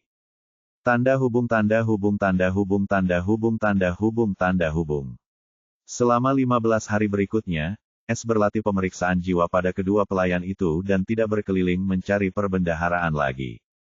Dia juga kadang-kadang mendengar berita tentang perburuannya sendiri, yang semakin hari semakin intens. Namun, tidak ada seorang pun yang dapat menemukan petunjuk apapun tentang pencuri itu bahkan setelah 15 hari dan semua orang mengira bahwa pencuri kecil ini telah lama melarikan diri dari wilayah kota. Beberapa keluarga bahkan mulai mencari di daerah terlantar tetapi tidak berhasil. Yang paling tertekan dari semua orang jelas bukan fans Golden, melainkan Zelda dan bibinya. Fans di sisi lain merasa cukup senang melihat Zelda tertekan setiap hari dan bersenang-senang di Jade Pavilion. Dia mengalami depresi selama setahun penuh dan sekarang melihat orang lain dalam posisi yang sama, bagaimana mungkin dia tidak bahagia. Dan orang itu juga seorang jenius terkenal dari Pale Flame Organization, Green Flame. Ini seperti menaruh ceri di atas lapisan gula. Saat ini di Pavilion Giok. Bibi, apakah menurutmu pencuri itu telah melarikan diri ke tanah kerajaan? Zelda bertanya penuh semangat pada Layla yang duduk di sampingnya dengan mata terpejam. Lila tidak membuka matanya tetapi berkata dengan serius, itu tidak mungkin. Kamu tahu, jika pencuri itu lahir di sini, dia tidak bisa keluar apapun yang terjadi tanpa persetujuan mereka. Dan mendapatkan persetujuan dari mereka adalah hal yang mustahil tanpa memenangkan ujian 100 tahun. Zelda jelas tahu apa yang dimaksud Layla dan menjawab dengan frustrasi, tapi bajingan itu bahkan belum jatuh. Bagaimana kamu bisa menjelaskan ini? Lila akhirnya membuka mata indahnya dan tiba-tiba muncul tekanan yang besar, jangan pernah mengatakan nama itu lagi. Wajah Zelda menjadi pucat saat dia mengingat apa yang baru saja dia katakan di saat yang panas. Aku mengerti. Itu tidak disengaja. Gadis bodoh. Jangan kehilangan ketenanganmu seperti ini di masa depan atau seluruh klan kita akan hancur. Lila juga tidak menyebutkannya lagi dan berkata dengan lembut, mengenai tikus kecil itu, aku tidak tahu di lubang mana dia bersembunyi tapi kami tidak dapat menemukan jejaknya. Kami bahkan memindai setiap ayam di setiap kota dengan cermin kebenaran. Layla juga frustrasi dan tahu bahwa kali ini mereka benar-benar menghadapi lawan yang merepotkan dan dia baru berusia 15 atau 16 tahun saat itu. Ini sungguh menjengkelkan. Bab 87. 1 bulan telah berlalu sejak perburuan kecil itu dimulai tetapi tidak ada seorang pun yang dapat menemukan jejaknya. Kini, gairah itu mulai mereda, dan semua orang berasumsi bahwa pencuri itu bukan dari negeri kota, dan banyak yang sudah menyerah untuk mendapatkan hadiah. Kekuatan di balik Zelda juga berhenti membuang-buang sumber daya mereka untuk menemukan hantu. Lagi pula, tidak mudah untuk mencari dalam skala tanah rendah yang luas. Zelda bahkan menerima perintah untuk kembali ke jabatannya dalam waktu 1 bulan ketika Master Pavilion Jade yang baru tiba. Fans akhirnya menyerah dan menyalahkan Dulce atas semua ini dan memutuskan untuk menghukumnya sendiri setelah kembali. Namun, dia tetap tidak pergi. Dia menunggu Zelda pergi lebih dulu karena ada kemungkinan dia bisa menemukan pencuri itu setelah dia pergi. Satu pemikiran muncul di benak fans, yaitu menyebarkan informasi tentang ramuan legendaris itu dengan organisasi Api Pil, tetapi ia masih mempertimbangkannya. Wes dan Colton tidak terlalu tertekan dengan situasi ini karena mereka tidak kehilangan apapun dan Zelda bahkan memberi kompensasi kepada mereka dengan skill prajurit kelas rendah. Dion adalah orang yang paling merasakan sakit hati karena dia tidak akan meninggalkan lubang neraka ini dalam waktu dekat. Dia begitu marah sampai-sampai dia menghukum Bill keponakannya karena menggunakan penjaga istana untuk menemukan orang asing tanpa persetujuannya. Pencuri tak dikenal itu kini menjadi terkenal di seantero negeri kota dan bahkan mendapat julukan populer setelah sebulan penuh, tikus licin. Adapun orang yang dimaksud, dia tengah menikmati makanannya sambil mengagumi cakrawala. Bajingan-bajingan itu memanggilku, tikus licin hanya karena mereka tidak bisa menemukanku. Aku akan memberi kalian semua kejutan besar kali ini. Tunggu saja, Es tidak senang dengan julukan barunya ini. Ketika dia mengetahui nama ini, dia menyapa seluruh 9 generasi leluhur orang itu, siapapun yang menemukan nama itu. Dia menyukai Black Ghost dan Thousand Hands Ghost. Baiklah, lebih baik aku mencari harta karun itu sekarang setelah aku akhirnya menguasai penyelidikan jiwa. Es benar-benar memahami kemampuan baru itu dalam waktu sebulan dengan berlatih pada 2 pelayan yang menyerapnya. Sekarang dia tahu hampir segalanya tentang mereka, terutama Javier dengan ingatan mereka. Dia sekarang bisa memerankan Javier dengan lebih sempurna. Dia bahkan bisa membodohi ibunya. Namun waktu untuk kemampuan ini masih 1 jam, itulah sebabnya ia membutuhkan waktu 1 bulan untuk menguasainya secara penuh. Es menunggu hingga tengah malam dan akhirnya memerintahkan keluar dari kamar Javier. Ia menuju ruang bawah tanah tempat kediaman pangeran menahan para penjahat yang melanggar aturan dan 1 orang yang menerima hukuman. Dia pergi ke sana karena target penyelidikannya tidak lain adalah pangeran muda dan sahabatnya, Bill Luminous. Awalnya Es merasa sangat bersalah tentang hal itu tetapi ketika dia mengetahuinya, pria naif itu diam-diam mencarinya untuk membantu melarikan diri tetapi malah dihukum. Setelah itu, Es mengetahui bahwa reputasi Bill tidak baik di sini dan semua orang memperlakukannya dengan tidak pantas hanya karena dia tidak kejam dan tegas seperti pamannya. Bill adalah orang yang ceria dan baik hati dan hanya ingin menjalani hidupnya dengan bebas tetapi berakhir di sini. Sejak saat itu Es tidak merasa kesulitan lagi menghadapi istana pangeran ini. Bill pun menerima ucapan demi dirinya, seseorang yang bahkan tidak dikenalnya sama sekali, dan hanya mengikuti kata hatinya sendiri. Es ingin membebaskannya tetapi tidak berdaya karena jika anginnya mencapai orang-orang tolol itu, mereka akan melakukan segala cara untuk menangkapnya. Oleh karena itu, dia hanya bisa membiarkannya untuk sementara waktu. Sebuah bangunan yang dijaga ketat terlihat oleh Es. Dia merasakan jiwa gelombang para ahli alam dasar dari jarak 500 meter. Ini adalah keuntungan dari memiliki terobosan jiwa yang kuat. Es tidak mengurangi kecepatannya dan memasuki gedung yang dijaga itu tanpa peduli. Mereka bahkan tidak merasakan hembusan angin darinya dan tetap diam seperti sebelumnya. Kemampuan siluman Es menjadi lebih kuat setelah dia memasuki tahap tengah fondasi surgawi dan para ahli fondasi Ki tahap awal ini tidak ada apa-apa di matanya sekarang. Ada banyak jebakan tingkat rendah tapi Es melewatinya seolah tak ada apa-apa dan memasuki lantai terdalam bangunan itu. Bau yang kuat memasuki hidungnya saat ia turun ke bawah dan ia melihat deretan sel besi. Es mencari dengan jiwa dan akhirnya menemukan tanda tangan jiwa Bill. Ketika S mencapai sel terakhir di baris paling kiri, dia melihat Bill sedang tidur sambil bersantai. Dasar idiot. S tersenyum kecut, tetapi ia merasa lega melihat Bill baik-baik saja. Namun, tiba-tiba ia melihat beberapa bekas cambukan di wajah Bill dan wajahnya berubah muram. Orang itu bahkan tidak mengampuni keponakannya sendiri. Amarah memenuhi matanya. S jelas tahu perbedaan antara kawan dan lawan. Dan sekarang dia menganggap Bill sebagai temannya karena apa yang telah dilakukannya untuknya. Dia ada di sini untuk menyelidiki ingatannya dan ingin menemukan harta karun di sana, tetapi melihat bekas luka Bill, S tidak sanggup melakukannya. Aku masih terlalu lemah. S tersenyum sebelum mengeluarkan pelat formasi dari tempat pencuri dan mengunci area di sekitarnya dalam penghalang.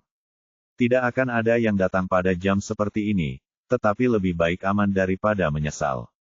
S tidak menyangka dia akan menggunakan formasi seperti ini. Setelah mengatur formasi dia melepaskan sedikit tekanan untuk memukulnya hanya pada Bill. Bill sedang bermimpi indah tentang keindahan ketika ia merasakan sebuah gunung jatuh dari langit dan matanya terbuka. Namun tekanan itu langsung hilang setelah ia bangun. Ia melihat sekeliling dengan waspada untuk melihat apakah pamannya mengirim seseorang untuk menyiksanya, tetapi sel dan sekitarnya kosong. Kita harus tahu bahwa jeruji besi itu tidak normal, bahkan seorang ahli fondasi pembangunan Qi di masa awal tidak dapat menghancurkannya dengan mudah, apalagi orang seperti Bill yang saat itu berada di puncak gerbang Qi ke-6. Bill tiba-tiba melihat sosok muncul dari udara tipis di luar sel dan pupil matanya mengecil karena ngeri. Apakah ini pembunuh dari organisasi itu? Pandangannya terhadap dunia ini lebih sempit daripada S dan langsung membayangkan sebuah organisasi yang mengerikan. Tetapi ketika Bill melihat sosok itu dalam cahaya redup, ia terkejut karena ternyata itu bukan Javier. Kamu, siapa mantan, sebenarnya kamu? Bill memberanikan diri dan bertanya dengan suara gemetar.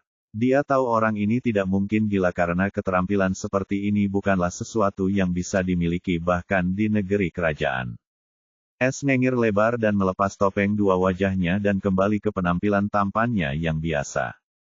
Mata Bill hampir keluar dari rongganya saat ia melihat Javier berubah menjadi sahabatnya yang hilang, Asher. Ia mengusap matanya dan melihat Asher tersenyum padanya dan agak mengerti apa yang sedang terjadi di sini. Bill tersenyum kecut sambil berkata, "Saudara Asher, saya benar-benar tersanjung jika Anda ke sini untuk menemui teman Anda." S sedikit terkejut dengan kemampuan Bill dalam mengendalikan emosinya dan tidak dapat menahan diri untuk memujinya. "Pangeran muda, kenalilah aku dengan baik." S tidak menyangkalnya karena dia memang ada di sana untuk membicarakannya, tetapi tidak seperti ini sebelumnya. Bill merasa agak malu, "Aku tidak tahu kalau itu kamu waktu itu. Aku benar-benar khawatir tanpa alasan.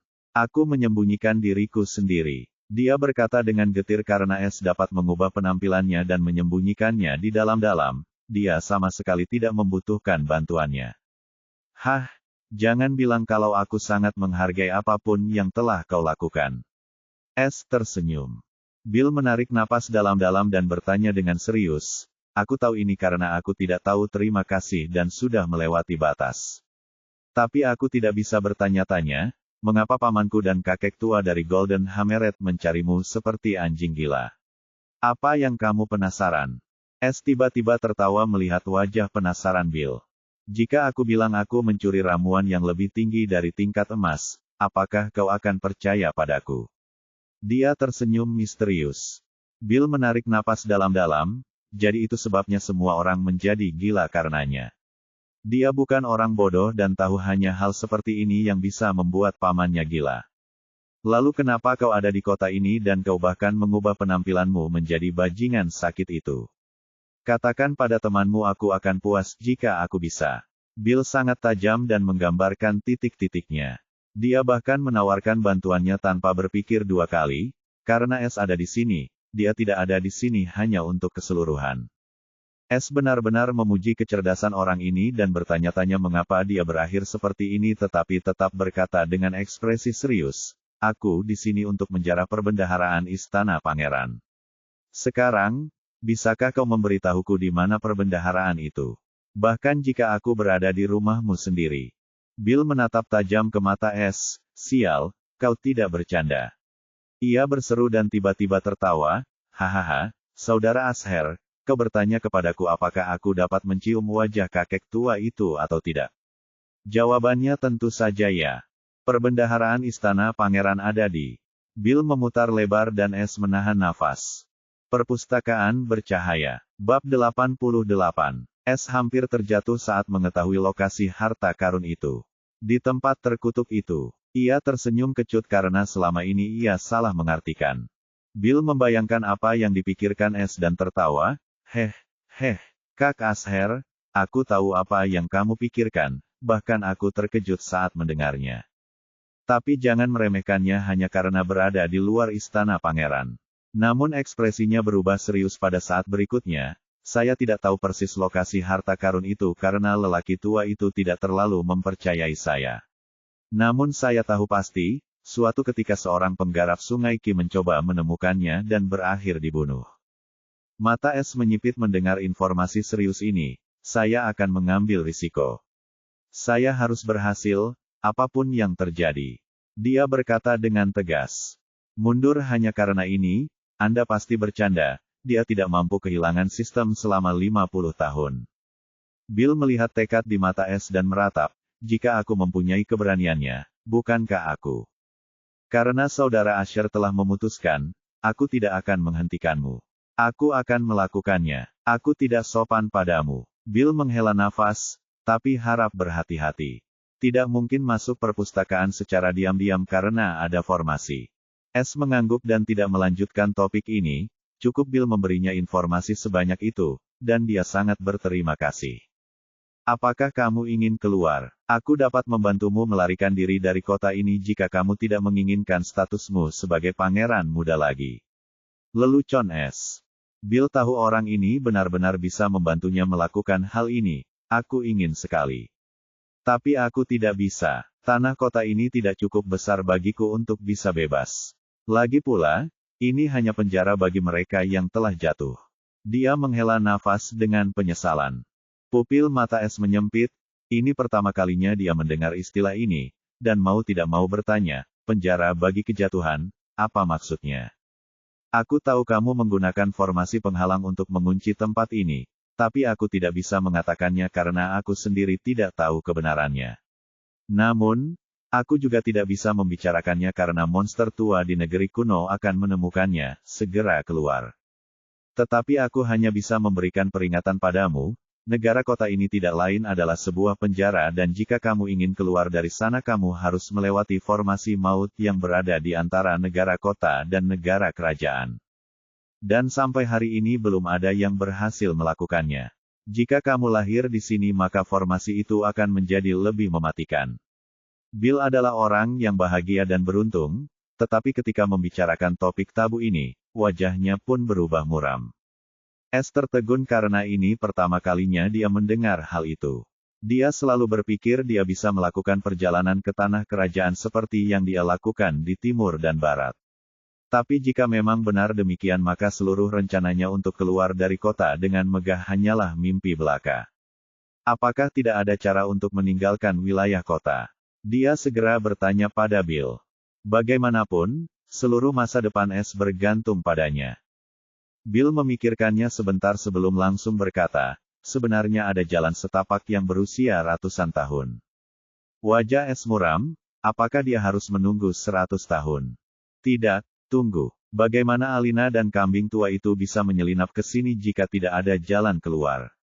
S tiba-tiba teringat pada Alina dan kakeknya.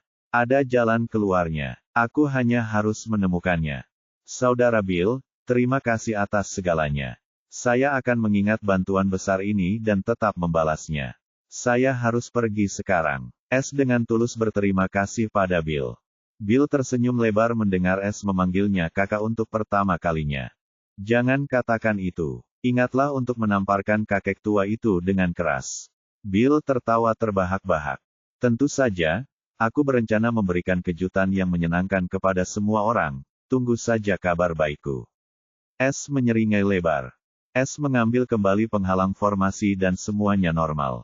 Dia hendak pergi sebelum berbalik dan bertanya, jika aku menemukan jalan keluar dari tempat ini, apakah kamu ingin aku menjemputmu? Mata Bill bersinar tapi meredup saat itu, dia melambaikan tangannya, tidak perlu.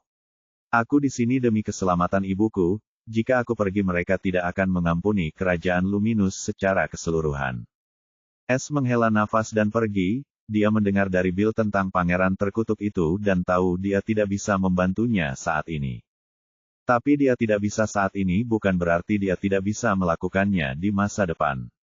Namun, dia tidak mengatakannya karena dia tidak ingin memberikan harapan palsu kepada Bill karena perjalanan ke depan penuh dengan bahaya dan ketidakpastian. Bill menyaksikan es menghilang tanpa jejak dan bergumam, aku ingin tahu apakah dia benar-benar bisa melarikan diri.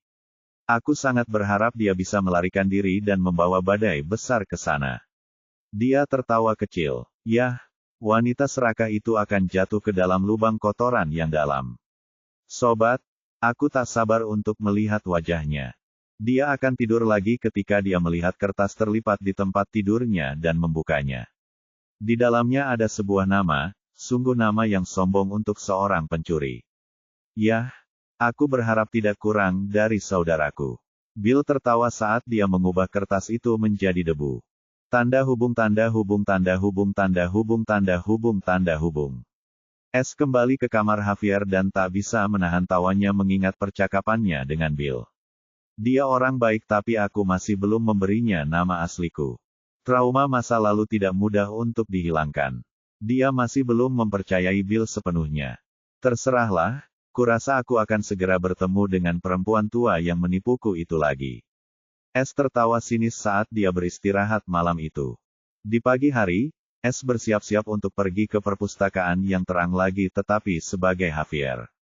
Dia pertama-tama pergi ke Braxton dan bertanya, Pak Tua, saya ingin pergi ke perpustakaan Luminus, apakah ada masalah? Sejak sebulan berlalu, Es kini sudah terbiasa bertingkah seperti Javier. Bajingan ini ingin pergi ke perpustakaan. Sekarang, ini baru. Braxton mengerutkan kening dalam-dalam namun tetap menjawab, kamu bisa pergi dan mendapatkan akses ke lantai pertama dengan kartu kristal identitasku. Tapi kenapa aku harus memberikannya padamu? Es tahu orang ini adalah orang yang sulit ditembus dan berkata, aku tahu kamu berpikir aku melakukan sesuatu yang mencurigakan dengan kristal identitasmu. Tapi aku benar-benar pergi ke sana, kamu bahkan bisa mengirim Big Lock bersamaku. Braxton mengangkat alisnya, dia tahu Javier memanggil Kate, Big Lock. Tapi dia tidak akan pernah bepergian bersamanya dan sekarang dia bahkan memintanya hanya untuk pergi ke perpustakaan. Apakah dia membuka lembaran baru? Braxton entah bagaimana merasa senang dan berkata sambil mengambil kartu kristalnya dari tas penyimpanan, di sini aku percaya padamu kali ini jika kamu benar-benar melakukan apa yang kamu katakan padaku maka aku tidak punya masalah jika kamu pergi ke perpustakaan. Javier mendengus sambil mengambil kartu kristal identitas Braxton sambil pergi menuju tempat gerbong. Braxton melihat Javier pergi dan berkata dengan dingin, awasi dia. Jika dia menggunakan namaku untuk melakukan sesuatu yang mencurigakan, patahkan kakinya dan segera seret dia kembali. Ya, sebuah suara terdengar tetapi tidak ada seorang pun di sana. Es dengan santai memasuki gerbong dan duduk dengan nyaman di kursi. Dia sudah lama merasakan pakar yayasan Ki awal mengikuti gerbongnya tetapi tidak peduli. Dia tahu Braxton tidak akan pernah meninggalkan orang seperti Javier sendirian dengan kartu kristal identitasnya. Setengah jam kemudian kereta berhenti di luar perpustakaan yang bercahaya. Es melihat perpustakaan yang familiar dan merenung, saat aku datang ke kota ini, aku memasuki tempat ini dan juga bertemu Bill di luar tempat ini. Dan sekarang ketika semuanya akan berakhir, saya kembali ke sini. Sungguh takdir yang misterius. Es sudah menggunakan mata benar dan salah tapi tidak bisa melihat apapun. Jelas sekali bahwa skill ini telah mencapai batasnya. Misi ini terlalu penting tampaknya, toko tidak akan pernah bisa ditingkatkan. Dia memasuki perpustakaan seperti terakhir kali karena formasi pelindung hanya aktif pada malam hari atau saat perpustakaan tutup. Pintu terbuka dan Es melihat wanita tua itu lagi. Dia juga mendeteksi cincin penyimpanan sekarang karena dia sudah berpikiran jernih dibandingkan sebelumnya dan benar-benar ingin mencurinya darinya untuk memberinya pelajaran yang tak terlupakan tetapi mengendalikan dirinya untuk sementara waktu. Wanita tua itu melihat Javier masuk dengan angkuh dan sedikit mengernyit. Apa yang kamu inginkan, bocah nakal? Kamu tahu kamu masuk tanpa izin. Dialog yang sama seperti sebelumnya. S mendengus jijik dalam hatinya. Di sini, Javier mendengus dan melemparkan kartu identitas kristal Braxton kepada wanita tua itu. Wanita tua itu menjadi murka, melihat Javier yang marah namun tetap mengambil kartu kristal itu hanya untuk melihat siapa sebenarnya bocah sombong itu sebelum berhadapan dengannya. Oh, kamu anak Braxton dan bajingan, begitulah yang kupikirkan. Karena kamu punya KTP ini, aku tidak akan memberimu pelajaran. Kamu bisa pergi ke lantai, pelayan. Jangan berani-berani naik ke atas, ke lantai yang lebih tinggi. Itu hanya untuk bangsawan atau kamu akan mati secara mengenaskan. Dia mengejek Javier dengan mengatakan lantai pertama adalah lantai pelayan dan dengan acuh tak acuh menarik pelat formasi yang mengendalikan seluruh formasi bangunan dari cincin penyimpanannya di depan S. Ini adalah kesalahan terbesar dan terakhir yang pernah dia lakukan sepanjang hidupnya. Bab 89. Wanita tua ini bernama Aspen Nash, dia adalah seorang bangsawan dari Luminous Kingdom yang ditugaskan untuk melindungi perpustakaan. Tugas ini selalu diberikan kepada keluarga bangsawan Nash selama berabad-abad. Aspen ini tidak mau datang ke sini tetapi akhirnya menyinggung bangsawan tinggi keluarga Nash dan diangkat di tempat tandus ini. Pada awalnya dia cukup enggan, tapi setelah datang ke sini dia segera menyadari bahwa tidak ada seorang pun yang berpangkat lebih tinggi dan hanya pangeran tertua yang bisa memerintahnya, tapi bahkan dia tidak peduli dengan apa yang dia lakukan dan meninggalkannya sendirian. Hal ini membuat Aspen jatuh cinta pada tempat ini, dia bisa melakukan apa saja dan menipu siapapun yang tidak penting bagi Pangeran Agung. Dia mulai menjalani hidupnya sepenuhnya dan tidak pernah ingin kembali. Sekarang 10 tahun telah berlalu dan dia menjalani kehidupan yang tidak terbebani, tugasnya hanya melindungi tempat ini dan tidak ada yang berani mengacaukan kerajaan cahaya, jadi ini hanya pekerjaan yang nyaman baginya. Itu sebabnya dia menggunakan pelat formasi secara sembarangan di depan orang lain. Terlebih lagi, dia sendiri adalah seorang ahli pembentukan ki dan juga anggota dari Defective One Foundation. Dan di sini hanya ada 5 anggota pelat formasi. Hal ini membuatnya semakin bahagia. Tapi sekarang dia melakukannya di depan pencuri surga. Mata S berbinar saat melihat wanita tua itu dengan santai mengambil pelat formasi dari cincin penyimpanannya. Kebijakan bodoh, pikir S gembira. Sekarang dia tidak perlu lagi memikirkan bagaimana cara melewati formasi itu. Aspen menuangkan ki ke dalam pelat formasi dan sebuah tangga muncul menuju ke lantai atas perpustakaan. Dia meletakkan pelat formasi kembali ke dalam ring dan dengan tenang berkata sambil melambaikan tangannya pada Javier, silakan, ikuti tangga. Itu akan membawamu ke lantai, server. Ingat jangan naik ke atas dan kamu hanya punya 2 jam. S mengabaikan ejekan Aspen saat dia menaiki tangga. Ia cukup heran karena semua buku yang dilihatnya setelah memasuki perpustakaan hanyalah ilusi. Sekarang dia sudah berada di tangga, ilusi itu hilang. Hatinya hancur, bahkan mata asli dan palsu pun tidak bisa melihat ilusi ini. S tahu kemampuan dasarnya telah mencapai batasnya dan dia membutuhkan kemampuan yang lebih kuat jika dia ingin keluar dari sini dengan selamat dan hanya dengan menyelesaikan misi ini dia bisa melakukannya. Dia melangkah ke lantai 1, ada 20 rak buku yang menjulang tinggi, penuh dengan buku. Dia belum pernah melihat begitu banyak buku sebelumnya, tapi dia tidak tertarik padanya. Karena S tahu buku-buku tersebut tidak penting karena pelayan Hawa diperbolehkan berada di lantai ini. S memandangi tangga menuju ke lantai yang lebih tinggi dengan muram, dia tidak bisa naik karena dia tidak bisa melihat jebakan apapun di sini dengan mata benar dan mata palsu. Yah, sepertinya mereka tidak akan menyimpan beberapa informasi penting di wilayah kota ini, pungkas S. Masuk akal, siapa yang akan menyimpan informasi tersembunyi di tempat ini? Bukan. Tapi S tidak tahu alasan sebenarnya, hukuman terkutuklah keturunan, kerajaan Luminous ada di perpustakaan ini. Saat S sedang memikirkan bagaimana dia harus melangkah lebih jauh, dia mendengar pemberitahuan yang telah dia tunggu selama sebulan ini. Sama dengan. Targetkan dalam jangkauan. Apakah tuan rumah ingin memindai target? Biaya, 40 poin pencuri. Sama dengan.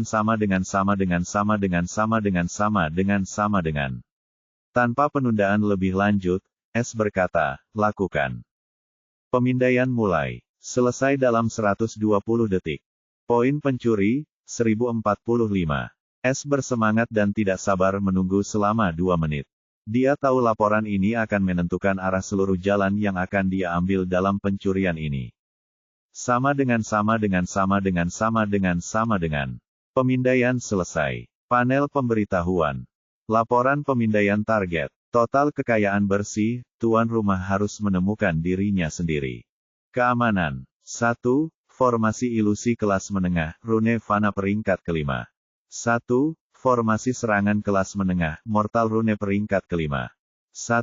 Formasi deteksi kelas menengah, Mortal Rune peringkat kelima. 1. Formasi perangkap kelas menengah, Mortal Rune peringkat kelima. 1. Formasi kunci kelas menengah pada perbendaharaan kelas menengah, Mortal Rune peringkat kelima dan senjata bintang 5. 1. Formasi penguncian dan deteksi kelas menengah tingkat menengah pada perbendaharaan kelas menengah, Mortal Rune peringkat ke-6 dan senjata bintang 5. Evaluasi, tuan rumah memiliki peluang suksesi 30%. Sama dengan. S hampir terserang stroke melihat semua formasi itu dan mengumpat, kenapa kalian tidak memasang formasi lagi? Lagi pula, itu hanyalah harta karun di negeri kota-kota sialan. Ini adalah bencana besar. Dia tahu sistem evaluasinya sangat akurat. Dia benar-benar hanya memiliki peluang 30% untuk berhasil dan bahkan itu pun, jika dia bisa mendapatkan platformasi itu dari Aspen. Sistem kenapa tidak memberiku sesuatu yang bisa membantuku mendobrak setidaknya pintu depan? S mengirimkan dengan serius. Semua formasi dan simbol rune jelek ini tidak pernah terjadi akhir-akhir ini. Tuan rumah sudah memiliki harta karun semacam ini. S kagum karena dia tidak berharap mendapatkan bantuan apapun dari sistem tetapi ternyata berhasil. Aku sudah punya. Dia berpikir dalam-dalam dan tiba-tiba sesuatu muncul di benaknya dan dengan penuh semangat bertanya, apakah kamu berbicara tentang manik-manik yang tidak terlihat? Ya, S agak bingung saat ini dan mau tak mau menjawab, manik-manik tak kasat mata ini punya batas, tunggu sebentar. Seolah-olah seseorang telah memukulnya dengan palu, tidak ada batasan atau peringatan apapun dalam penggunaannya ketika saya membelinya. Detak jantungnya berdebar kencang, dan aku menyia-nyiakan ketiganya hanya untuk melarikan diri. Saya pantas disambar petir. S mengutuk dirinya sendiri karena ketidaktahuannya, dia akhirnya mengerti teror sebenarnya dari kelima manik itu. Karena sistem selalu memperingatkannya setiap kali memberikan sesuatu yang terbatas padanya. Tapi itu tidak pernah memperingatkan dia tentang manik-manik itu bahkan ketika dia menghadapi penjaga unsur itu. Ini berarti manik-manik itu dapat digunakan dalam situasi apapun untuk melarikan diri dan apapun. Hanya saja hal itu terlintas di benaknya ketika sistem menunjukkannya kepadanya. Aku hanya punya 2 yang tersisa dan aku tahu cara menggunakannya. S sangat gembira saat ini dan semua ketegangan lenyap. Sistem beritahu saya di masa depan apakah akan ada lebih banyak manik tak kasat mata. Tidak ada jawaban yang datang. S sama sekali tidak mempermasalahkannya. Karena dia punya waktu 2 jam untuk disia-siakan, dia memutuskan untuk membaca sesuatu secara acak. Tanda hubung.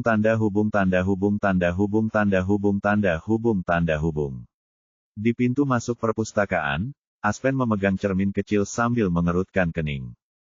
Di cermin ini ada bayangan Javier yang sedang berjalan-jalan di lantai 1 seperti halaman belakang rumahnya sendiri. Cermin ini terhubung dengan formasi cahaya deteksi semua, sehingga orang dapat melihat apa yang terjadi di setiap lantai perpustakaan. Aspen memang malas tapi dia tidak berani mengabaikan tugasnya terlalu banyak. Karena ada seseorang di sini, maka tugasnya adalah mengawasi apa yang dilakukan orang itu sepanjang waktu. Lagi pula, tempat ini adalah tempat perbendaharaan disembunyikan dan juga sesuatu yang bisa membantu kerajaan Luminus mengakhiri hukuman terkutuk ini. Mereka hanya membuka perpustakaan ini untuk petinggi kota bercahaya karena mereka tidak ingin menimbulkan kecurigaan. Lagi pula, jika Anda melindungi sesuatu dengan segala yang Anda miliki, semua orang akan mengira ada sesuatu yang sangat penting dalam kepemilikan Anda.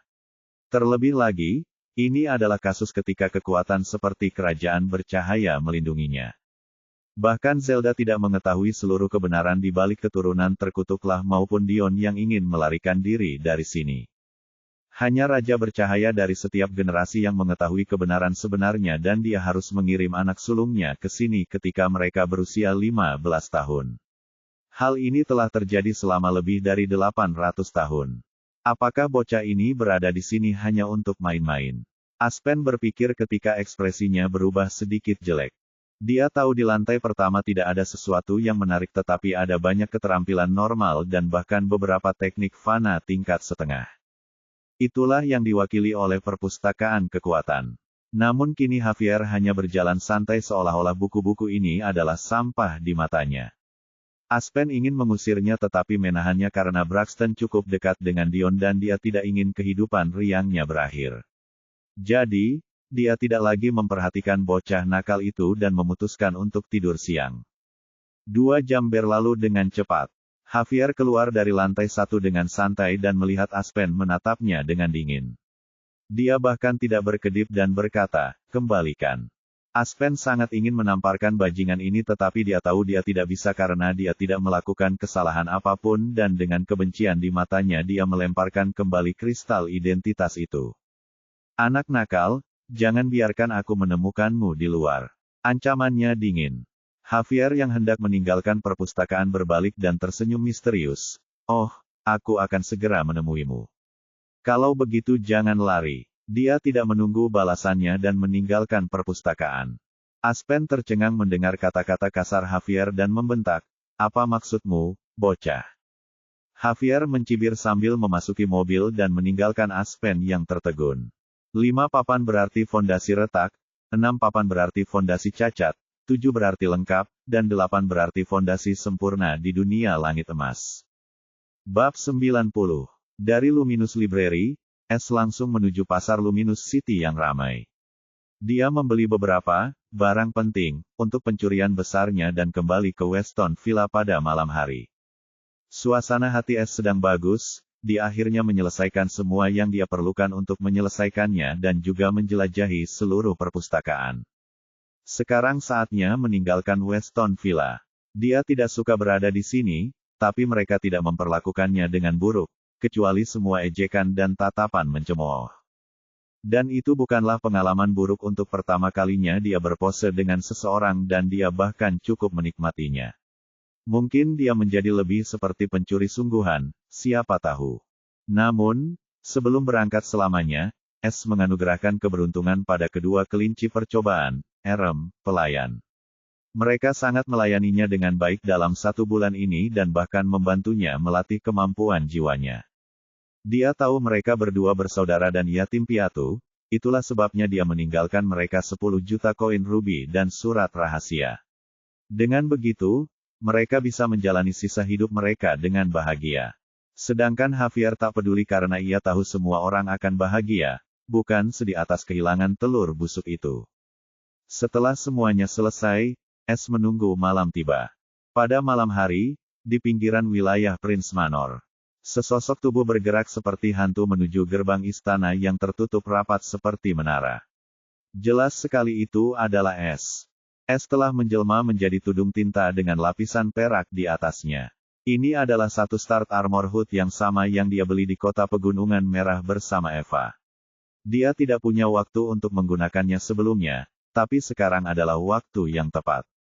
Tudung bintang 1 ini tidak berarti apa-apa bagi S, tetapi karena dia membelinya bersama Eva dan itu adalah pencurian terakhirnya di negara kota tersebut, dia melacurkannya, hanya demi itu. Selain itu, ia telah mengubah penampilan Javier menjadi dirinya yang tampan. Namun, topeng hitam menutupi wajahnya. Dia tidak bisa tidak mengingat kembali pencurian pertamanya 4 tahun lalu dan tersenyum tipis. Sedangkan untuk melakukan pencurian dengan menggunakan wajah Javier, S tidak melakukannya karena menurutnya tidak cocok dan alasan terbesarnya adalah sistem. Dalam pencurian terakhirnya, sistem hanya memberitahu dia sedikit tentang cara mengevaluasi kinerja, dan tidak ingin menurunkan nilainya hanya karena dia menggunakan wajah selain miliknya. Lagi pula, sistem dengan jelas mengatakan mereka ingin dia menjadi terkenal, bukan orang lain. Kini, S berdiri 100 meter dari gerbang keluar dan berpikir, haruskah ia membukanya atau melompat dari tembok? Pada akhirnya, dia memilih yang terakhir. Tembok itu tingginya 300 meter, tetapi bagi seorang penggarap fondasi surgawi tingkat menengah seperti dia, itu bukanlah apa-apa. S melihat sekeliling dari tembok tinggi saat angin dingin melewatinya. Saat itu tengah malam tetapi di luar masih diterangi cahaya bulan dan lampu jajak pendapat. Dia benar-benar menikmati pemandangan damai ini. Pada akhirnya, aku harus meninggalkan kota ini juga. S meratap sambil menghela nafas berat. S benar-benar tidak menyukai bagian di mana dia harus meninggalkan kota setelah pencurian tetapi dia tahu dia tidak bisa tinggal di sini bahkan jika dia menginginkannya karena tanah kota ini tidak lagi cukup baginya. S ingin merasakan dunia luar dan merasakan lebih banyak keajaiban dunia kultivasi. Negeri kota kecil ini hanyalah wangi dari dunia langit emas yang sangat besar dan batu loncatan bagi S. Tapi pertama-tama, dia harus menyelesaikan misinya. Melihat kota yang indah untuk terakhir kalinya, S terlonjak. Dia mendarat seperti kucing yang lincah dan tidak merasakan apapun. Tidak ada yang memperhatikan dia pergi bahkan dengan keamanan sebanyak ini. Jika Dion tahu dia pasti akan membunuh semua penjaga itu dengan marah. Setelah meninggalkan istana pangeran, S tidak membuang waktu lagi dan langsung menuju ke arah perpustakaan Luminus dengan senyuman jahat di wajahnya. Wanita tua, kuharap kamu baik-baik saja. Setengah jam kemudian, S sudah berdiri di luar perpustakaan, mengamatinya dengan mata biru tua seperti langit berbintang di balik topeng. Pupil matanya berubah menjadi emas saat dia menggunakan skill mata benar dan salah tetapi tidak menemukan apapun karena skill ini tidak cukup untuk melihat formasi tersebut. Dia melihat, saya benar-benar membutuhkan keterampilan baru.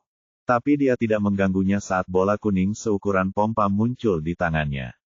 Bola kuning ini disebut bom ledakan. Itu bukanlah sesuatu yang istimewa di dunia kultivasi karena bahkan tidak dapat meninggalkan goresan pada penggarap gerbang puncak Ki dan hanya manusia biasa yang menggunakannya dalam pertarungan besar. Cukup mudah untuk menemukannya dan S membeli beberapa jenis bom terpesona ini. Bagaimanapun, S adalah manusia biasa selama 12 tahun hidupnya dan tahu cukup banyak tentang hal-hal semacam ini. Dia tidak berpikir semua cerita membosankan dari pemilik restoran itu akan berguna suatu hari nanti. Warna kulit S menjadi gelap ketika dia memikirkan wajah pemilik restoran dan semua pekerja yang pernah bekerja bersamanya dan memperlakukannya dengan baik. Sekarang semuanya hancur dan dia tidak bisa melihat mereka atau kota yang dikelilingi oleh bunga-bunga indah itu lagi. Kebenciannya pada Dulce mencapai tingkat yang lebih tinggi. S dengan cepat menenangkan dirinya dan kembali ke dirinya yang biasa. Dia menatap dingin ke arah perpustakaan yang sunyi sambil menyalakan tali yang terpasang dengan bom ledakan. Ini adalah pertama kalinya dia menggunakan mainan ini jadi dia tidak tahu keributan seperti apa yang akan terjadi. Namun dia cukup khawatir, bagaimana jika suaranya tidak membangunkan wanita tua itu dan membuatnya keluar. Apakah dia harus menggunakan manik yang tidak terlihat pada akhirnya? Lagi pula, S melakukan semua ini hanya karena dia tidak ingin menyia-nyiakan dua manik yang tersisa di sini, karena sekarang dia tahu betapa kuatnya manik-manik itu sebenarnya. Mereka seperti dua kehidupan baginya sekarang. S melempar bom keluar gerbang perpustakaan dan bersembunyi di dekatnya, menyaksikan talinya menjadi semakin pendek dengan antisipasi. Cep. Tali yang menyala akhirnya memasuki bom kuning. Bum BBB. Sebuah ledakan besar terdengar di area sunyi dan menciptakan riak-riak kuat di udara. Kotoran beterbangan kemana-mana saat S melihat semua ini dengan waspada. Keringat dingin keluar ketika dia mengingat mengapa pemilik itu tidak membiarkan dia mengujinya di dalam pertunjukan dan bahkan mengutuknya. Jika dia benar-benar mengujinya di dalam toko dan toko itu penuh dengan barang-barang ini, pastinya akan menghancurkan ratusan meter area di sekitarnya. Saya harus berhati-hati dengan hal-hal ini di masa depan. Saya tidak ingin membuat seluruh kota khawatir sekarang. S mengangguk dengan serius sambil mencatat dalam hati. Namun demikian, ledakan bom tersebut benar-benar berhasil dan seluruh area di sekitar perpustakaan menjadi was-was karenanya. Sialan, siapa yang berani menggunakan bahan peledak di dalam kota pada jam segini? Persetan dengan bajingan sialan itu. Aku hampir kencing di celana. Tapi jubahmu sudah basah. Diam, apakah kamu ingin mati? Batuk. S mendengar keributan seperti ini dan merasa sangat malu karenanya. Ia berpura-pura tidak mendengar apapun dan hanya fokus pada perpustakaan yang masih sepi. Haruskah aku menggunakan yang oranye itu? Pikir S. Dia hendak mengeluarkan senjata besarnya ketika gerbang perpustakaan terbuka dan seorang wanita tua melangkah keluar dengan wajah jelek penuh amarah. Bajingan yang mana yang berani menjalankan tidur wanita tua ini? Aspen melolong penuh kebencian. Dia sedang tidur seperti batang kayu sambil bermimpi indah ketika dia mendengar ledakan yang menusuk di luar perpustakaan. Pertama, dia mengira itu adalah serangan musuh dan sangat ketakutan. Tetapi ketika dia akhirnya tersadar dari kantuknya, dia ingat ini adalah kota yang bercahaya, bukan kerajaan. Siapa yang berani menyerang tempat ini? Ketakutannya berubah menjadi kemarahan saat dia keluar untuk memberi pelajaran pada bajingan itu. Tapi tidak menemukan apapun kecuali kutukan yang datang dari arah berbeda seperti miliknya. Siapa yang berani main-main di luar perpustakaan bercahaya? Jangan biarkan aku menemukanmu atau ini adalah hal terakhir yang pernah kamu lakukan. Kamu bajingan yang malang. Karena Aspen tidak dapat menemukan pelakunya, dia mengutuk lagi dengan muk jelek. Semua penjaga yang datang ke sini untuk menyelidiki masalah ini segera berbalik ketika mereka melihat Aspen karena mereka tahu dia adalah berita buruk. Kasus yang sama juga terjadi pada mereka yang mengumpat beberapa waktu lalu. Mereka tahu orang itu mungkin melakukan semua ini hanya untuk membuatnya kesal dan dialah yang pertama kali menyinggung perasaan mereka. Lagi pula, siapa yang waras yang akan meledakkan ledakan di luar perpustakaan? Ya, dia cukup terkenal di sekitar daerah itu karena namanya Old Mountebank. Aspen hendak mengutuk lagi pada wali terkutuk yang melarikan diri tanpa menyelidiki masalahnya ketika sebuah suara dingin dan rendah memasuki telinganya dari belakang. Lakukan apa yang aku katakan atau mati.